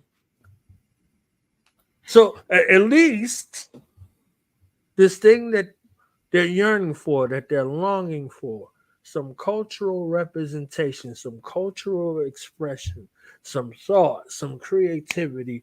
It got to be in this warfare at the expense of somebody that looked like them and they're cheering for it. They're applauding it. Yeah, I'm saying this, that. Yeah, the byproduct. You know, that movie Life turned 25 a couple of days ago. And in the movie, the sheriff that had locked up Martin Lawrence and Eddie Murphy's character said, at least the state of Florida got this many years of free labor out of them. There wasn't an apology. There was no remorse, right? Cohen was on the Breakfast Club and they said talent or issues. He said talent. He wasn't remorseful for the lives of the young black folks that were killed and imprisoned.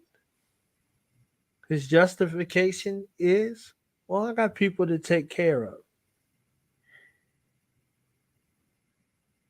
So the zookeepers will find another animal to be on display for you to come and pay your money to go to the zoo to take pictures with. So if your preoccupation is what new animal they have on display at the zoo, then the zoo will stay open. The zoo will stay open and they always find an animal to be on display. Before there were animals, there was you at the zoo that people paid money to go see in a cage. So now we pay our money to go see our people in the cage or on the stage acting like animals. So the reformation and the reclamation in regards to love that is righteous is so necessary because we are killing ourselves with everything else. We're killing ourselves with everything else. And we're perpetuating life in a dead state with everything else. Babies are being born, the young babies are being born, and they're being immersed into a sexually traumatized young girl that they're putting in front of us as the standard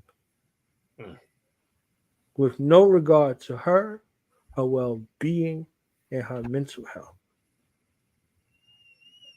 And this becomes the voice of the next generations.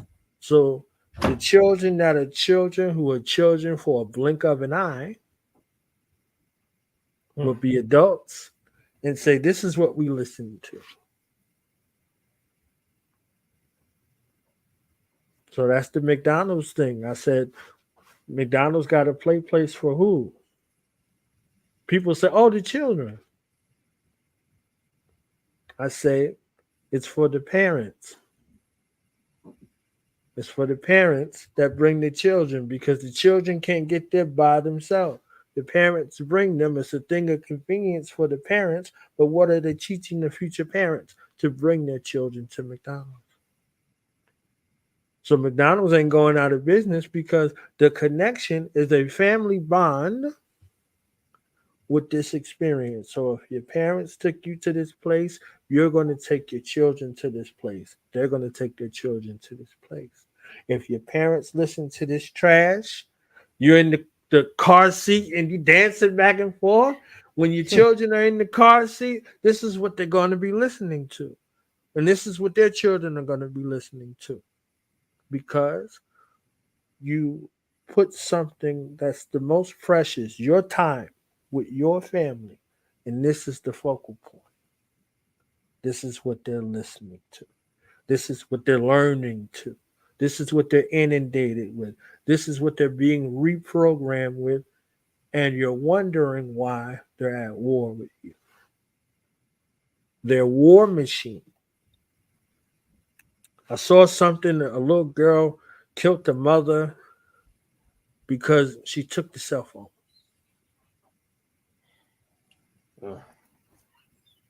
These are the spaces. Y'all know what I do, right? The other part. The little girl killed the mother and said, she took my cell phone. This is why. This is what it took in the house. What else was there that was missing? So love in that space, time, quality time, all of these instances become things that get replaced with artificial things. And these artificial things lead to artificial intelligence, right? Lead to artificial intelligence and placeholders for the things that they're longing for that's real. So if we can't tell the difference between what's real and what's fake, we just raised up a crop of generation to come after us with the same inability to distinguish.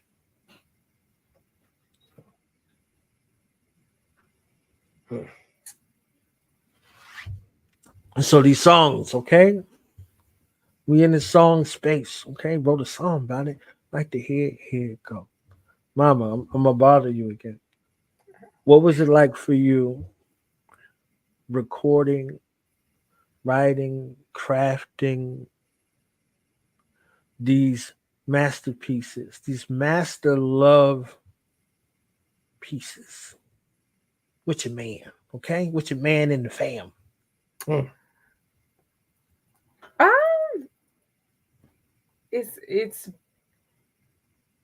It's fun. It's fun. It's fun. And it's funny because I think about all the songs I grew up on and things that, you know, R&B was very much alive in the 80s, 90s. So being able to tell your man, this is what a woman want to hear in Africa.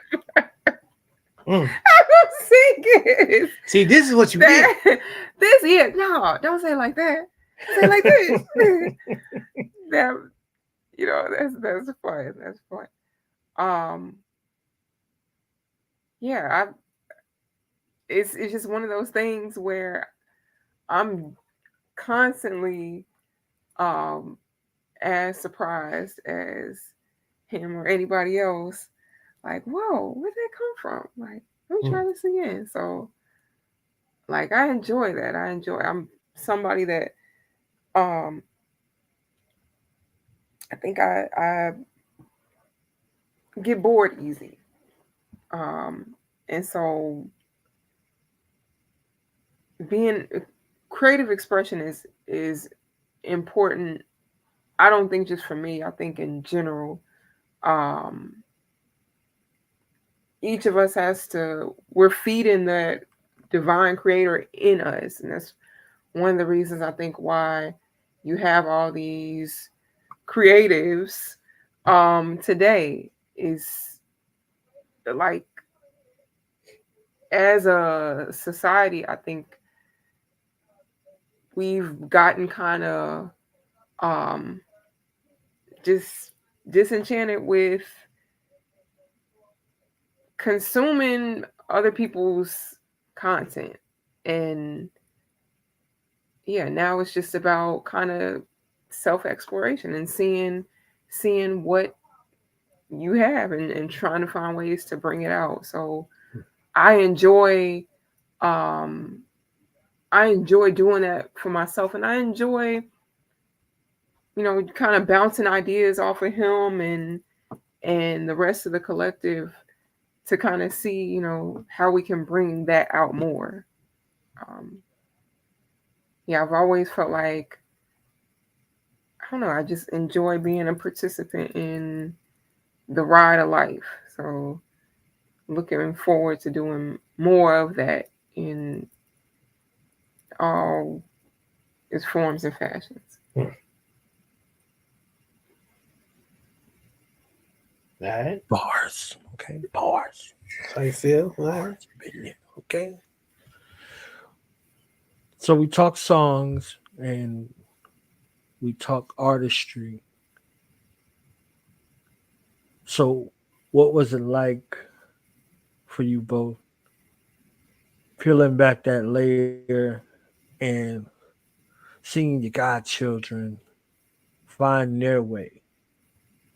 So y'all found your way to each other in the dance, and in the space of the dance, the crowd found their way in the dance. But your extended family, your godchildren out here, guarding, okay, in this space, and them uncovering their secret talents and gifts. We ain't need no eclipse, okay, for the powers, okay? The powers. My bad, man. Too soon. All right. The powers that are within, that were dormant, them coming out, the gifts, seeing your godchildren unfold, and you know that flower open and they begin to blossom, you know, with the talents, with the gifts, with the offerings, with them taking on different aspects and roles and things of that nature.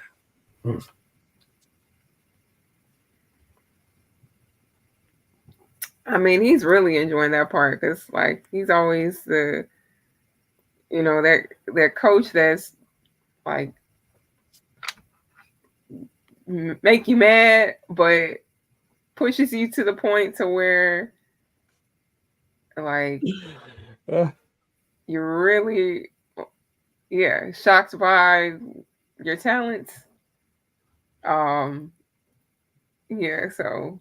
My Ike Jackson, Joe Turner. You know, like it's I think in the family and it's been a tremendous experience. Really the biggest thing was, it's like, okay, we want to do this, but I'm gonna go on and step out there and do it first. And let's say everybody should be surprised because I ain't really been going like this.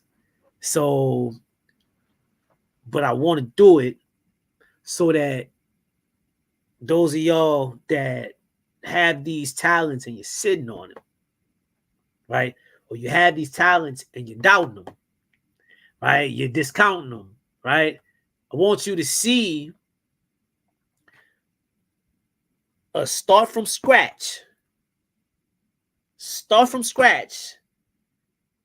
Do everything from inception to manifestation. Put it out. Want you to see it done in real time so you know it's possible. If I can do it, you can do it. You know what I mean? If I can do it, you can do it. And So obviously he's still running track. Like he's a Yes. coach and he's also, Yes. the anchor of the relay and the Yes. first leg. first leg and anchor. It's really a I think and even like, because the first album, it was all about getting everybody off the bench. Getting everybody off the bench. We had a good start as far as several songs done. So it's like, okay, we need some more songs. I got this track here, and it's about calling those meetings, calling those sessions, getting my little sister, right? Very gifted musician, very gifted songwriter, in the mix, right? It's like, yo, nah, you got this, right? You got this. You've been had it. Come on, let's go, right? Come on, let's go. Getting Amina in the mix. Gifted artist, gifted singer, gifted songwriter. Getting EBF in the mix, right? Gifted artist, gifted producer, gifted songwriter, right? Getting Gabit in the mix, gifted artist, gifted singer, gifted songwriter. Getting Iquanif in the mix, gifted MC, gifted producer, right? And having, this type of approach where even in it, it's like everyone has to face their doubts. It's like, okay, we're doing this, we're doing something, we're doing this. Y'all really doing this? We really doing this? Okay, let me show you. Put it out. Your turn. It's your turn. Okay, you not ready? Nice. Keep going. Let's go. And it's about simply showing you can do this. You got it. Start,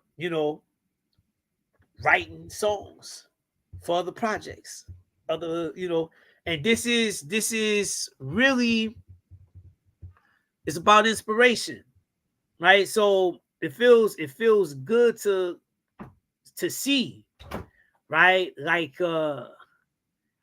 Score Ye, right? To see him blossom, see them beats, see them beats banging, Mm-hmm. You know, and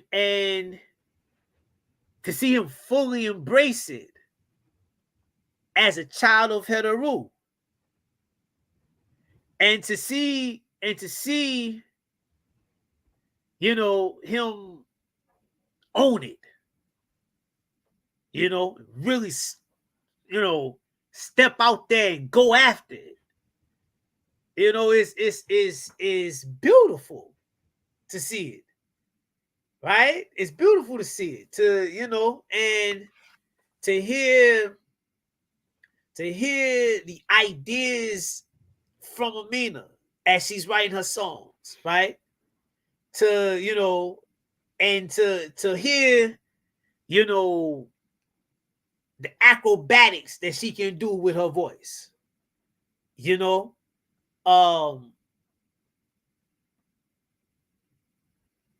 you know, to see the family overcome whatever hesitation, whatever reservations, right? Another gifted producer is Menaki, right? You know, who is a trained recording music engineer. See him go full throttle, like nah, you don't sleep. You got it. Get in your producer bag. Get into it. Own it. You got it. You can do whatever you want. And he can sing. You know? You can do whatever you want. It's yours. You got it. You know? So just to be there to show you can do it. To be there and to assist wherever, if, you know, is needed, and to offer encouraging word. That's dope. Nah, that's dope. Y'all got some there. Y'all need to go and to see it take off, and you know, it's super dope. It's super dope, right? Like and that's the greatest part of everything for me, even in every other area, to see the culture, see the information, embrace and apply, and you know, we're living our lives according to it. See what it's doing for families and for children, and it's incredible, right? It's incredible. So yeah, you know, the hit squad, you know, and it's gonna be big things coming from them in the near future, right? In the near future, it's gonna be some big things coming from them, some big projects, debut projects that are going to be, you know, of merit and mention, to say that, okay, this is a debut and it's of this caliber, right? It's gonna be incredible. And you know, hopefully it's the battery in the back, because as long as it's, you know, if Netert made you with this gift, it's a gift that you should give until you ain't here no more. You should share that gift and use that gift until you're not here no more. You know, or literally it runs out. My favorite artist of all time, my GOAT, is Frankie Beverly. You know? And right now he's doing his farewell tour, because he's used it up. He's used it up. So now he's just coming on stage and the crowd is singing for him. His band is singing for him. They just want to see him. They just want to see him. They just want to say thank you and say, we love you. for Before I Let Go, for Joy and Pain, you know, for I Can't Get Over You. You know, it's to have a gift and to use a gift like that and to go on with integrity, scandalous, right? Scandalous, right? To avoid controversy and to be culture without controversy and all this dirt on your name, and to make the music, like make medicinal music, you know, like that's a standard bearer for me.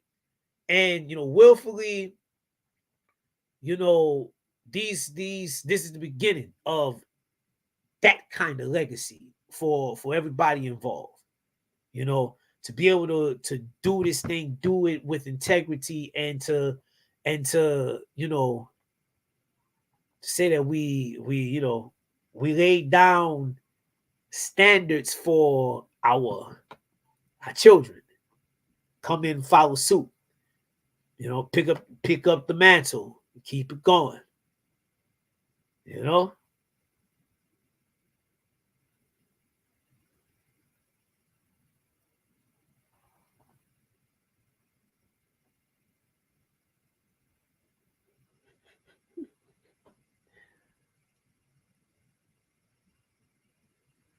Mama, you ain't got nothing to say.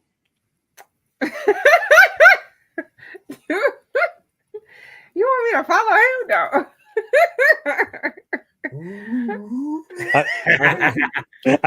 I think he did it so he ain't have to follow you. You understand what I'm saying? I don't think he wanted to be, you know.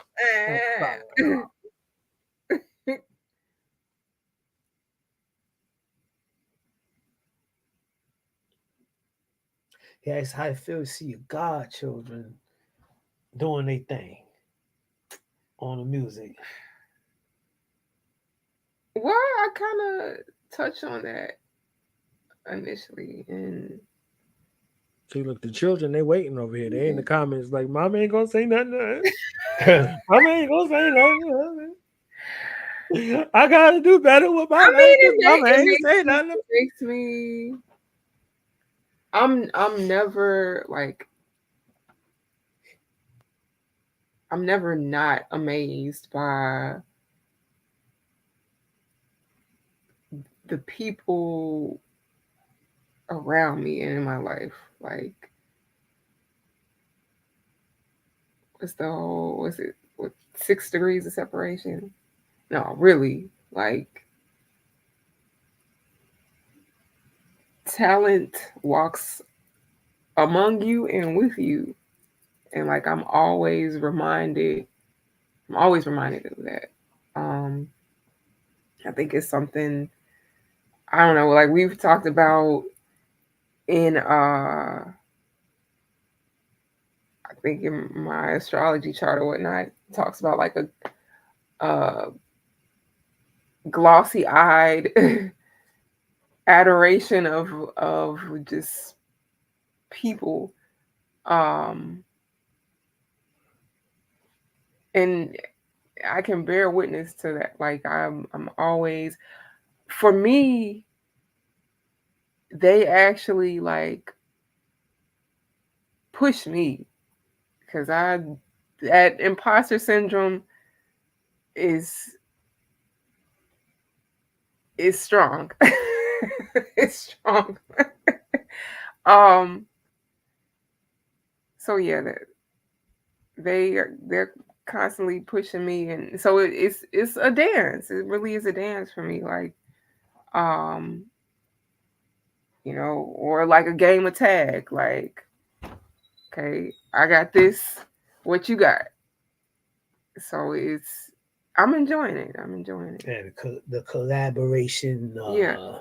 You know, the collaborative effort is, it's a synergy. Yeah, I mean, music, I think we take for granted that is a collaborative experience in general. Like it's pinned for, it's created to be consumed, it's created to be indulged in.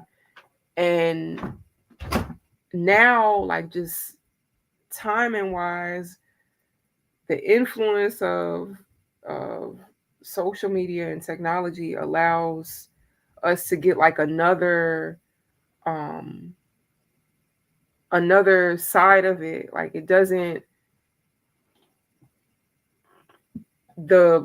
seeing the behind the scenes and like getting the backstory and everything, it doesn't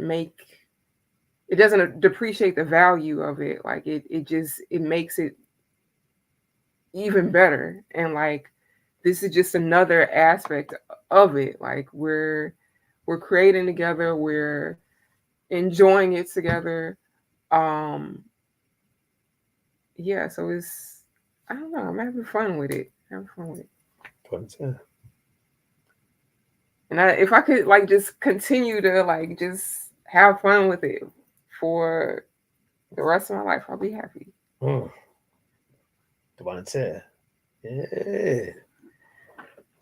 Yeah. Now, what about the shorties? Okay. We talked about the outside children, okay, the God children. Now, what about the shorties with the culture, with the life, with the music? How have they gravitated towards the music? And then how do y'all feel about the little babies? There was little babies, little babies in the background of the lectures, and all of the shuffle and the buffle of everything that went on. Now y'all seeing these young warrior women, they grown up. You understand what I'm saying? And all of the twists and turns that come along with that. Great stewards of this culture. How does it feel to have them involved in this other phase of this cultural expression? It's funny that you asked that, because Wani, she is his biggest fan. She's the biggest fan. And when it's a song that has explicit content, she will flip that joint and make it into something that she could sing along to. Like, they get mad with me. Look at God. Look at God. Come on, man, what you cussing for? And we gotta go back and say, because that is something that I wanted to kind of get at, like, stand by what we say, in that this is the whole idea of like creating what you want to see, right? Making a music, a sound that's appealing to you, and it's cultivating the spirit that you want to see. There is explicit content in in this project and the next one, and probably the next one. Praise the Lord. I'm an explicit individual. Praise the Lord. Praise the Lord. Yeah. It's I don't know. I'm like, it's funny because we were talking about, he was playing a song that we were working on, and I don't know if it was Kim or Wani. They were asking about it. He's like, "Yeah, your mama wrote this," and it was like a lot of cussing in it. And they're like, "Oh, Mama did this." I'm like, yeah, Daddy rubbed off on me now. I don't know. For me, when I mean it, when I say, I'm not like, I love everything about us and how we carry ourselves, how we speak. Like I'm not a Puritan by any means. And I don't know, like, help me out. I lost my train of thought, but it's like, it's true to life. It's true to life. There's even a song on the next project that I'm not gonna like give it away, because you gotta get it. If you like the last one, you're gonna love this one. But like, it's kind of what a guy would say to his lady when she tripping and like speaking like just stuff that's completely illegitimate and like I know what you're talking about. insecure. And we have those moments, some of us more than others. And I wrote most of that joint. Like, it was just coming out. So it's when he was talking about the catharsis with it a little earlier, and just like, it's therapy, but it also allows you to kind of get another perspective, like look and see what's it like from this person's shoes. That part's been fun. But yeah, for the girls, I'll tell you, Wani, she made my day, but she really made his day. One day she was, I think we had like the Roku on or something, and she wanted to listen to some music.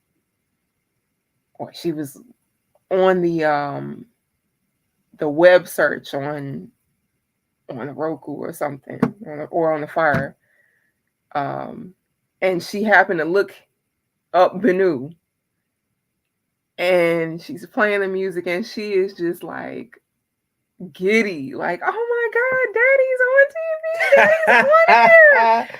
And that's when I was like, wow, like that's all we need. That's like, you have officially arrived. It's not about monetary gains. It's about like what kind of impact. The fact that she's deciding, because we play the projects to death in the car anyway, just trying to hear how it sounds through the speakers and dissecting it, trying to see what it would sound like to, a consumer. The fact that she's choosing to like pull that up when she could be listening to anything else is dope. It's dope. Yeah. Like, yeah, it's dope. Yeah, and it's nice because I think it's kind of giving them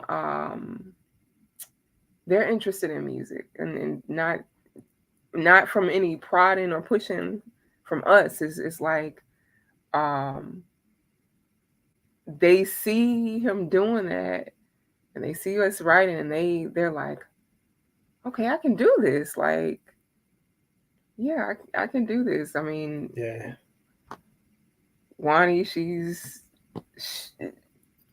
can sing too. She can sing, and she's always making little songs. She'll be in the middle of lessons while she's supposed to be taking a test, just singing away. And it's like stuff I used to get in trouble in school for.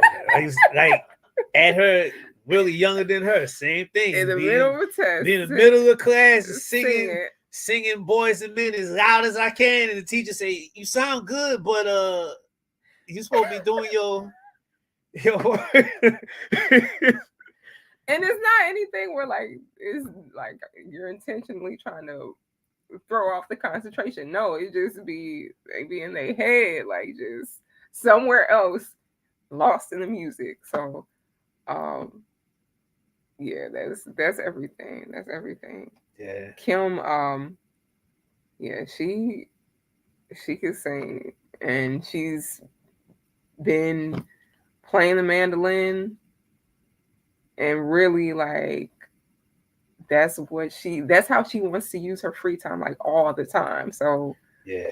I love that. Like, yeah, Yeah, she turned into what they call a studio rat, right? So she can out always hang wanna me. be- I'm like, I'm going to bed. She's like, can I go to the studio with you? Can I go with Daddy? Yeah. Yesterday she was like, "How do you write a song?" Yeah, Like she asked me that yesterday. Yeah, That's the first time she ever asked me that. She's like, "So how do you write a song? Yeah. How do you make a song?" I'm like, okay. It Okay. begins. All right. Yeah. Yeah. Let's get it. Let's get to it. That's everything. That's everything. It gives like it lets us see another side of like the another side of, I don't know what's the word I'm looking for. It's proof of the reality of what we've committed our lives to in terms of like what Netert is and how it manifests. Because for them to be on that and, you know, to be kind of around it, but not forced into anything, but like just that ancestral, like the genetics kicking in. And yeah, it's interesting, like just from that perspective. Yeah. How you say, wanna set? Soon as she touched down, she's like, "Yo, I want a DJ." Mm-hmm. Straight up, like soon as she touched down, she's like, "I want a DJ. I'm gonna produce." Right. And then when she get a little older, we like, well, you know, she told us like college. She said the third. She's like, college. I'm going to DJ and I'm gonna produce. Right? Like, I'm not going to college. Yo, said, okay. This joker's 5. She's 6. Right? She started talking. This is school, Rika, Baba. You know what I'm saying? Yeah. DJ. You know what I mean? I want to DJ, I want to produce. So you keep talking about this other stuff. What don't you understand? See, that's the boss right there. So she's like, yo, I'm a DJ, I'm gonna produce. You going up out of here with that with that talk you talking, right? So yeah. Nah, they got it honest. Kim, she's on the mandolin. And that's kind of her way of I see her. She wants to. She's like, I want to do this. I'm gonna do it my way, and I'm figure out what my way is. So I'm gonna try all this other stuff, this different stuff that you're not doing. So let me try. Let me try this mandolin over here, see what's up, and she finding her way. So she want to hang around the studio more, and she's asking, so how do you make a song, right? How do you make a song? So I see her looking, right? So what's this do? She over by the keyboard, over by the MPC, right? Over by the test. What does this do, right? How do you use? Right? She's asking them questions. So I'm like, yeah. It's only a matter of time, and that's the when we set up anything, community, doing businesses, whether it's tour or publishing company or record label, whatever. This is for the children of Henensu. This is for our children. This is the goal is to set up institutions, set up an alternative ecosystem that will reward them for being upstanding citizens within our culture. They have to go outside and be exploited. They have to go outside and compromise themselves, trying to look for something to do. No, we want to set it up for them so that they can operate within it and be rewarded by it. All right. So it's a beautiful thing. Most beautiful thing in the world for me. That's my Grammy right there. That's my lifetime achievement award. Right? That right there, I can bow out and exit stage left gracefully. You know what I'm saying? And say, yeah, Nsw Wrt. You know, we did it, baby. We did it, baby. Nsw Wrt. You know what I mean?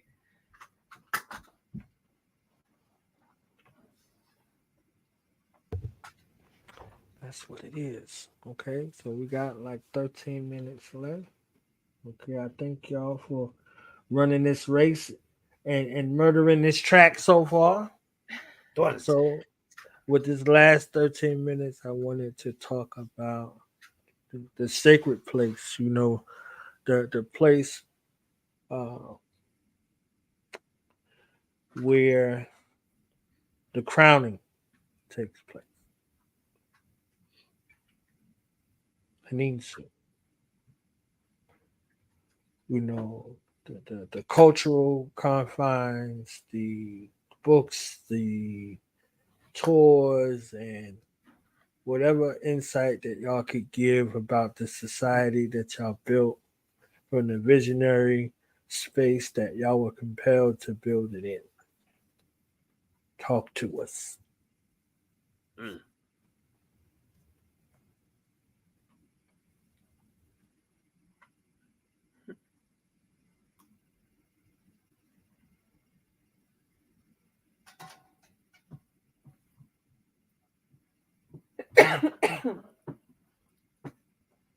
You want me to go? Yeah.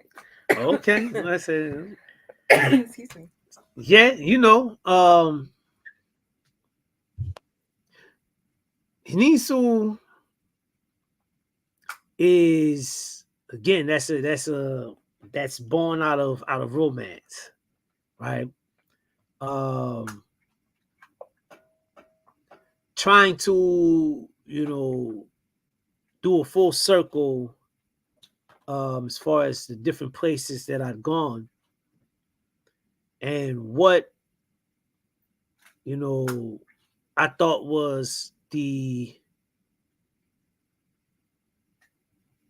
essential elements that made each one necessary, each place necessary. But then, you know, like once we were together and received the instructions, it's really born out of the instructions to go home, right? Initially, our mind was on intentional community, right? Intentional community. Like a place of refuge to get away, you know, and to establish and build, rebuild the culture and tradition on our own soil, right? Build institutions that we need, everything that we need to operate. So that's factories, that's businesses, that's schools, that's temples, whatever, right? We build it from the ground up. And from there, the ancestors like repatriation, right? Repatriation. Yes, build it. We'll build it there. So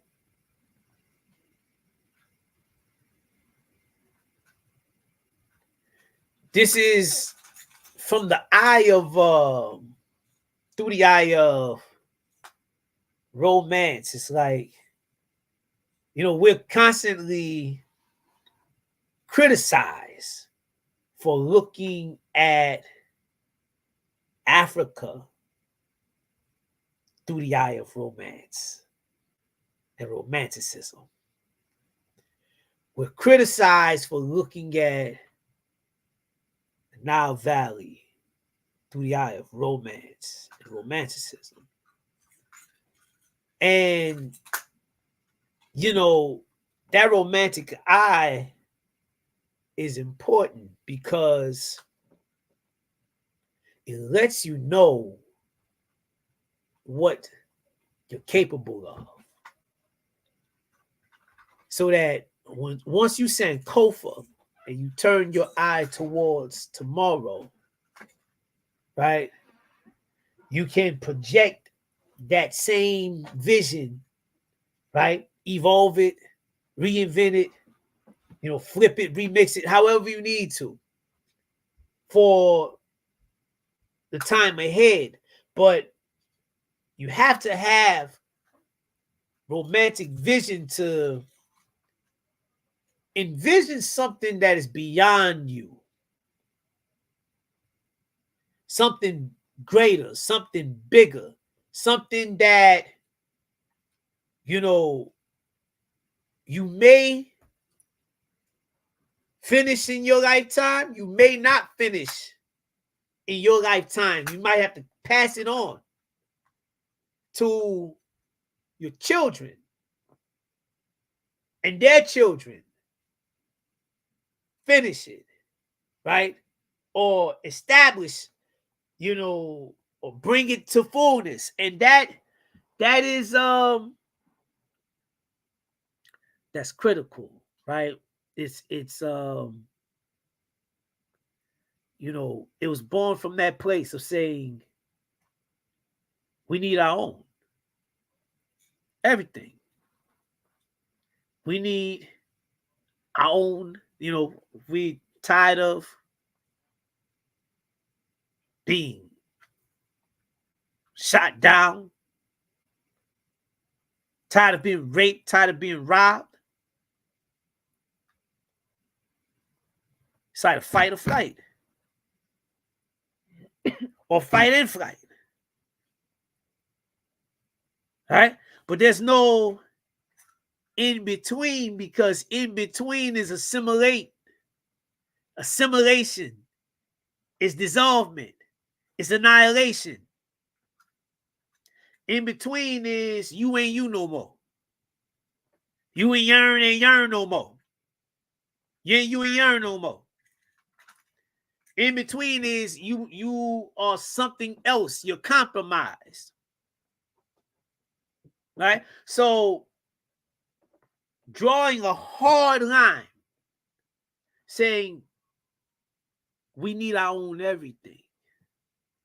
And it starts with a family and it culminates with a nation. And from a family extending through a traditional African model of establishing other families, other houses, lineages, building an intentional community of families that come together based on a shared culture and shared romantic eye, shared romantic vision. Everybody in Henensu is a romantic. Everybody. An idealist. A fanatic. You know? Who believes in something that was, that can be again. Something that's gone that can come back. Like the Benu. That the dead can be resurrected and come back at a higher level. So from that place, in a place of obedience, saying, okay, all these people out here teaching, what place do we have? What's been said? What can we say that hasn't been said? Right?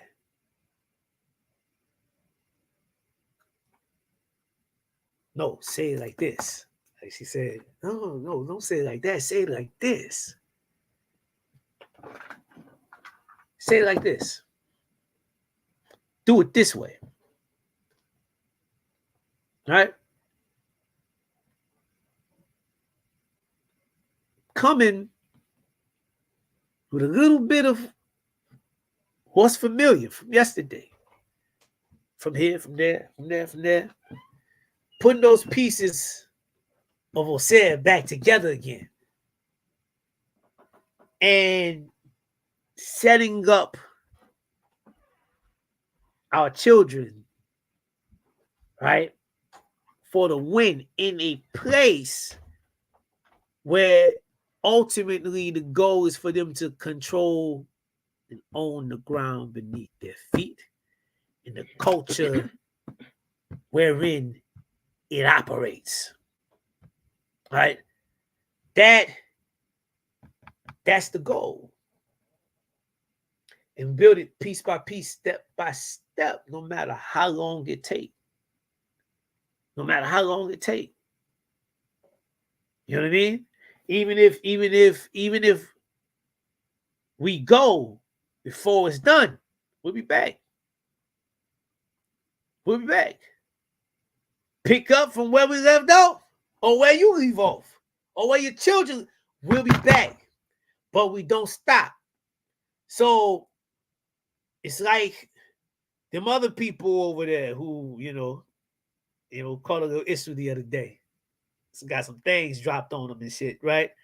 It's like them other people over there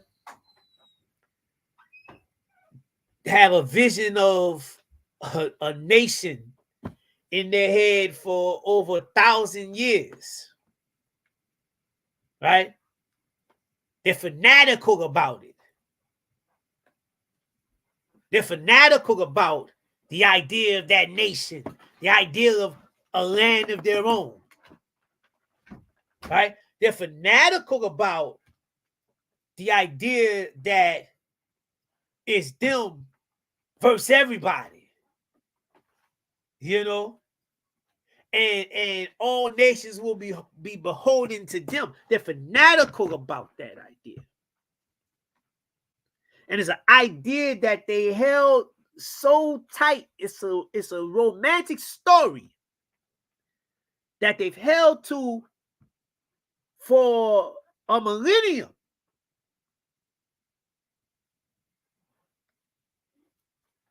Till it happened.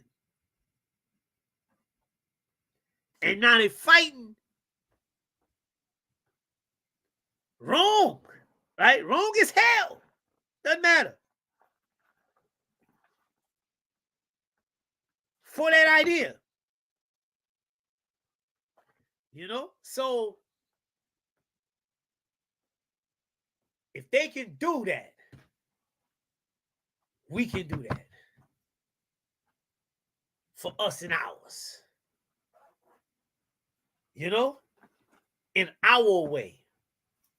In our way. We can do that. Right?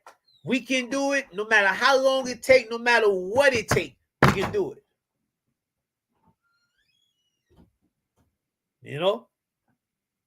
That's the place.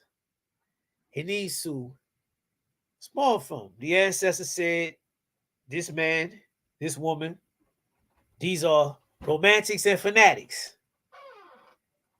They're just the right amount of nuts that we need to get this job done. So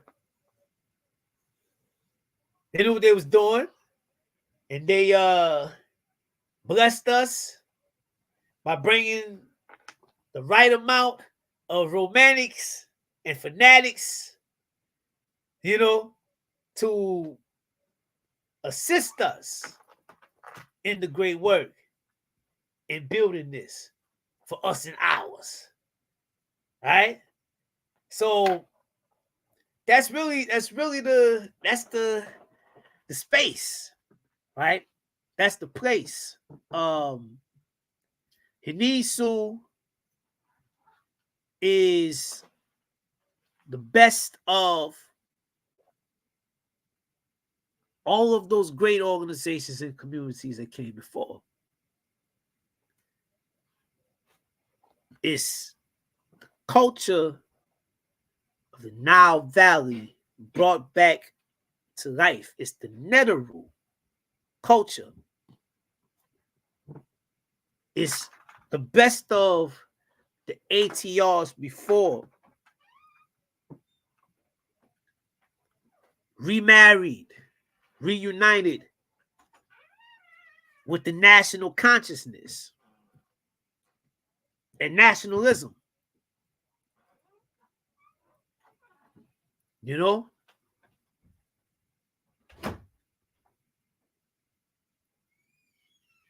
That's the, you know, that's that thing that makes us tick, you know, and that's that thing that our people need, whether we know it or not. Not even, you know, and I mean that in general, our people need that type of thing. No matter what you're doing or what you call it, we need to do it like that. It need to come from that place. It has to be bigger than anything that you can wrap your mind around. You know, you have to be willing to sacrifice yourself for it, to it. Fall in love with it. Get mad at it. Fall out of love with it and fall back in love with it. You know? Fight with it. Make up with it. Keep it going. Have children in it. Raise them in it. Die in it. Be buried in it. Be reborn in it.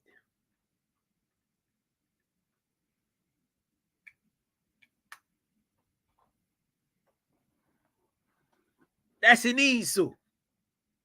Children of the Nsw. Nini Nsw. Children of the Nsw. Who bow to the Nsw. Netert, the ancestors.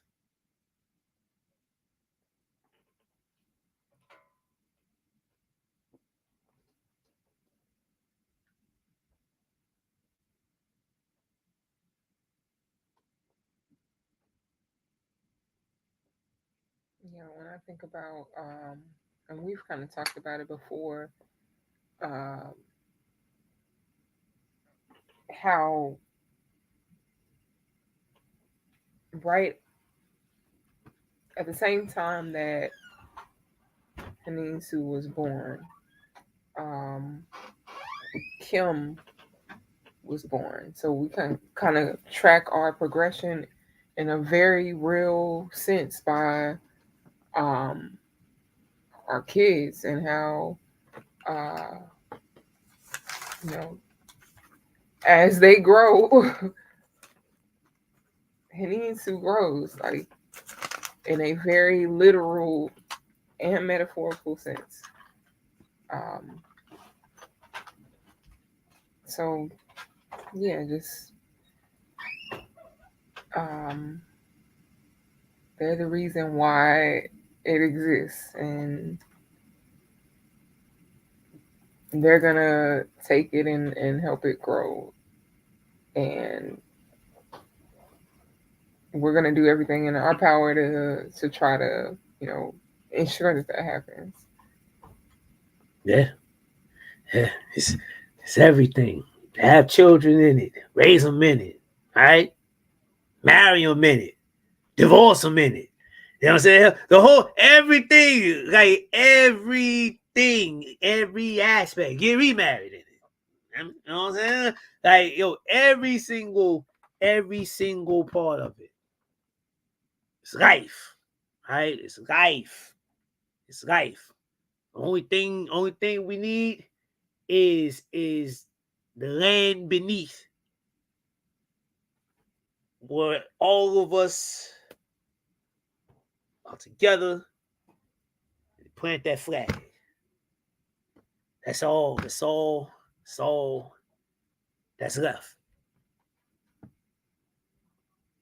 That's all that's left. Everything is working towards that.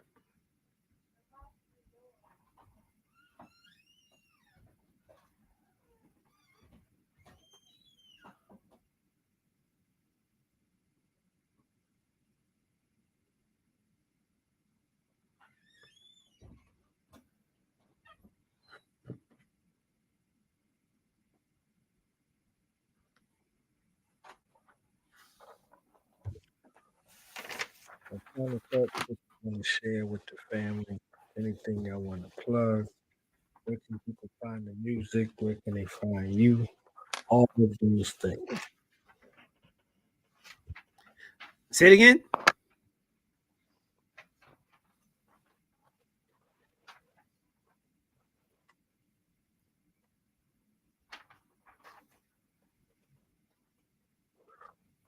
Can you hear me?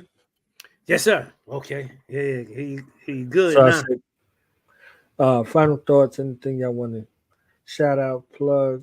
Where can people find you? Where can they find the music? All of the things and the things of the things. All right. So definitely, yo, I want to say thank you again, good brother Knowledge Bomb, for the invitation. You know, opening up the platform again. You know, for the fam, we really appreciate. You know, I love you for it. You know, for everybody tuning in, we want to thank everyone that came through. You know, salute everyone that came through. You know, in the chat and everything. Definitely be on the lookout for the music right now. You know, just released halfway released a new song today. Was waiting on some of the other platforms to post it, but it's available right now on my website, www.benumusic.com. That's BENUMUSIC.com.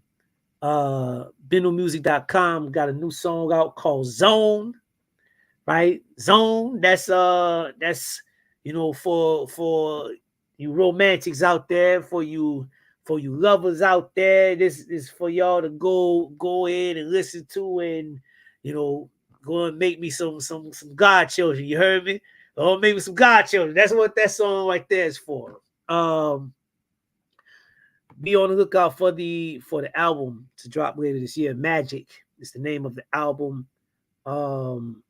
You know, it'll be on all major platforms, but you'll definitely be able to also find it and purchase it at benumusic.com. You can stream the first album, Crown, Raising Cain.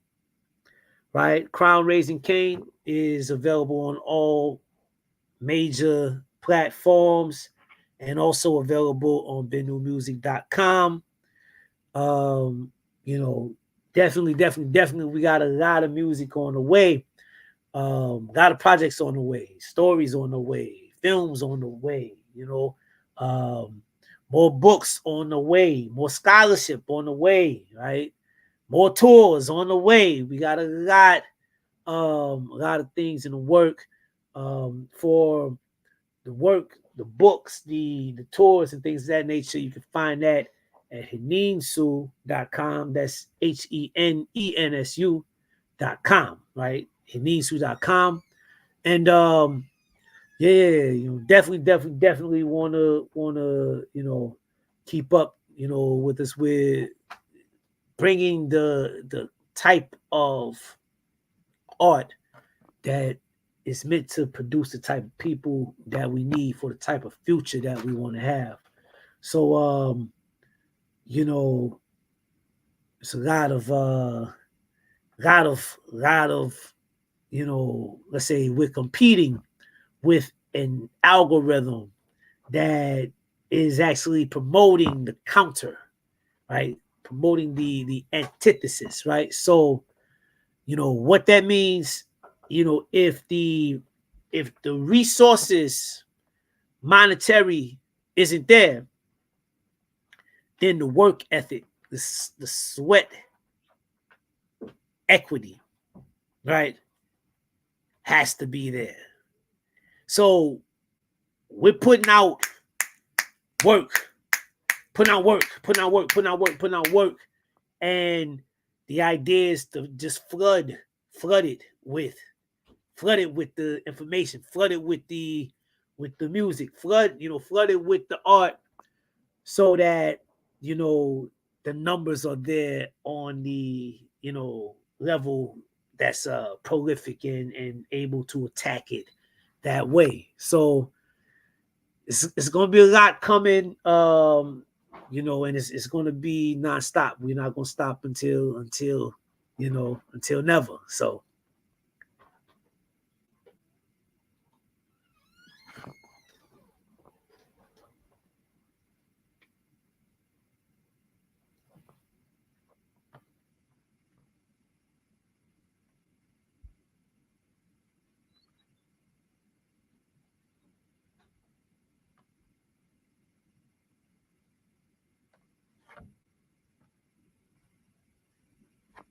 I think you're on mute.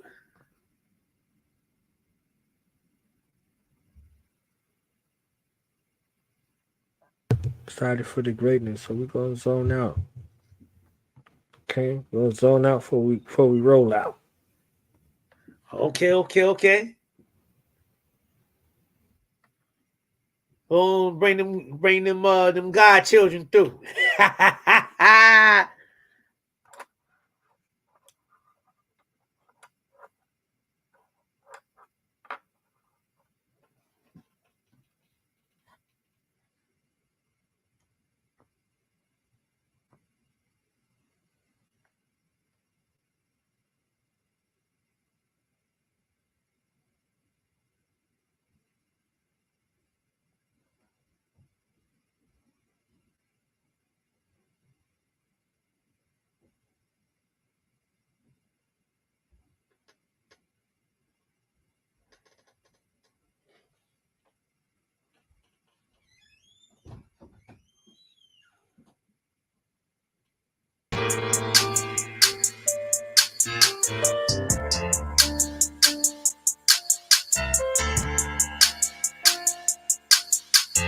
This is not the story of us up and giving up. Our daughter Jessie loves playing detective.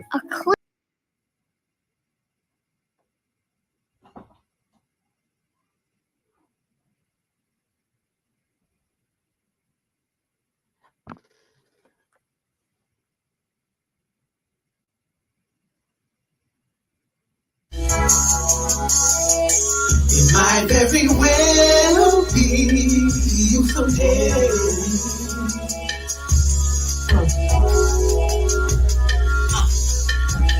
To live my life in words of death, it doesn't fight in their eyes. To see a thing, their homes are found, and go home at night is to take the sound. Oh, how long will we let it go this way? Oh, my neck, and my neck, this heel of my neck. It won't just stand in video. We need to have still pull his coat on my neck, and my neck, this heel for my neck. Won't just stand in video. Need to let these bitches know. Let this up 10 toes down.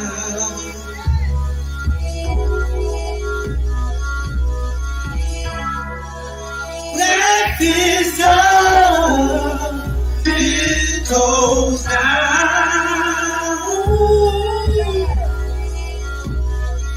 I see.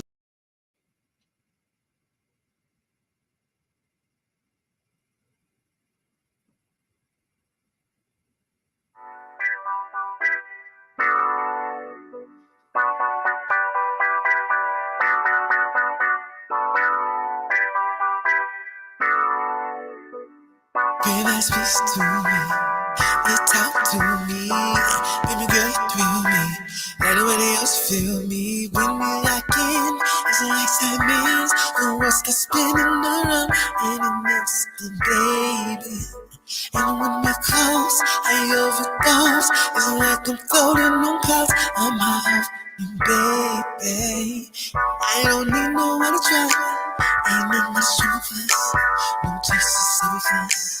I'm least to be loved. You're my focus, baby. What I'm trying to say is, all that I should let you know, baby. Don't you like to know, baby? You really turn me on, baby. Yeah. Girl, you are my soul, baby. All that I should let you know, baby. Don't you like to know, baby? Girl, you turn me on, my baby. Girl, you are my soul, you're my soul. You are my soul. You're my soul. You are my soul. And I'm on a high, baby. And I wanna ride, baby. I wanna come down, baby. It's going down, you and me going round the front to the beat of Afrikan sound, moving in and out reality.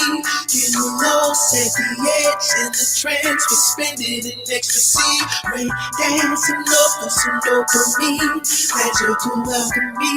As we come together in unity, mixing sacred fluids from in between. Every fantasy, lucid dream, girl, you know what I mean, baby. Thought that I should let you know, baby. Thought you like to know, baby.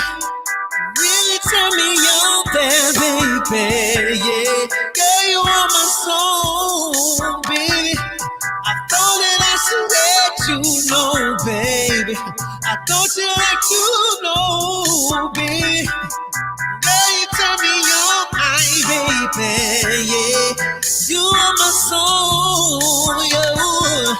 My soul, you are my soul. You're my soul, you are my soul.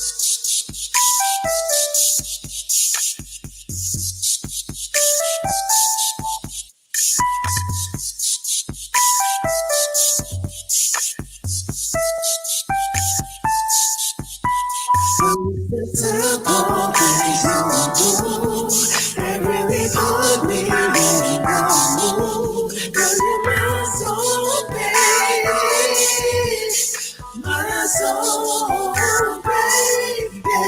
Really my worries ain't no care. Every time that we go there, you're my soul, baby. My soul, baby, you're so simple, things you do, that really get me in the mood. Girl, you're my soul, baby, my soul, swearing to impress me, baby. Oh, baby, girl, you're my soul, baby. My soul, baby. Oh, waiting to finesse me, baby. Waiting to impress me, baby. I'm arrested when you sex me, baby. Oh, baby. My troubles behind me, baby.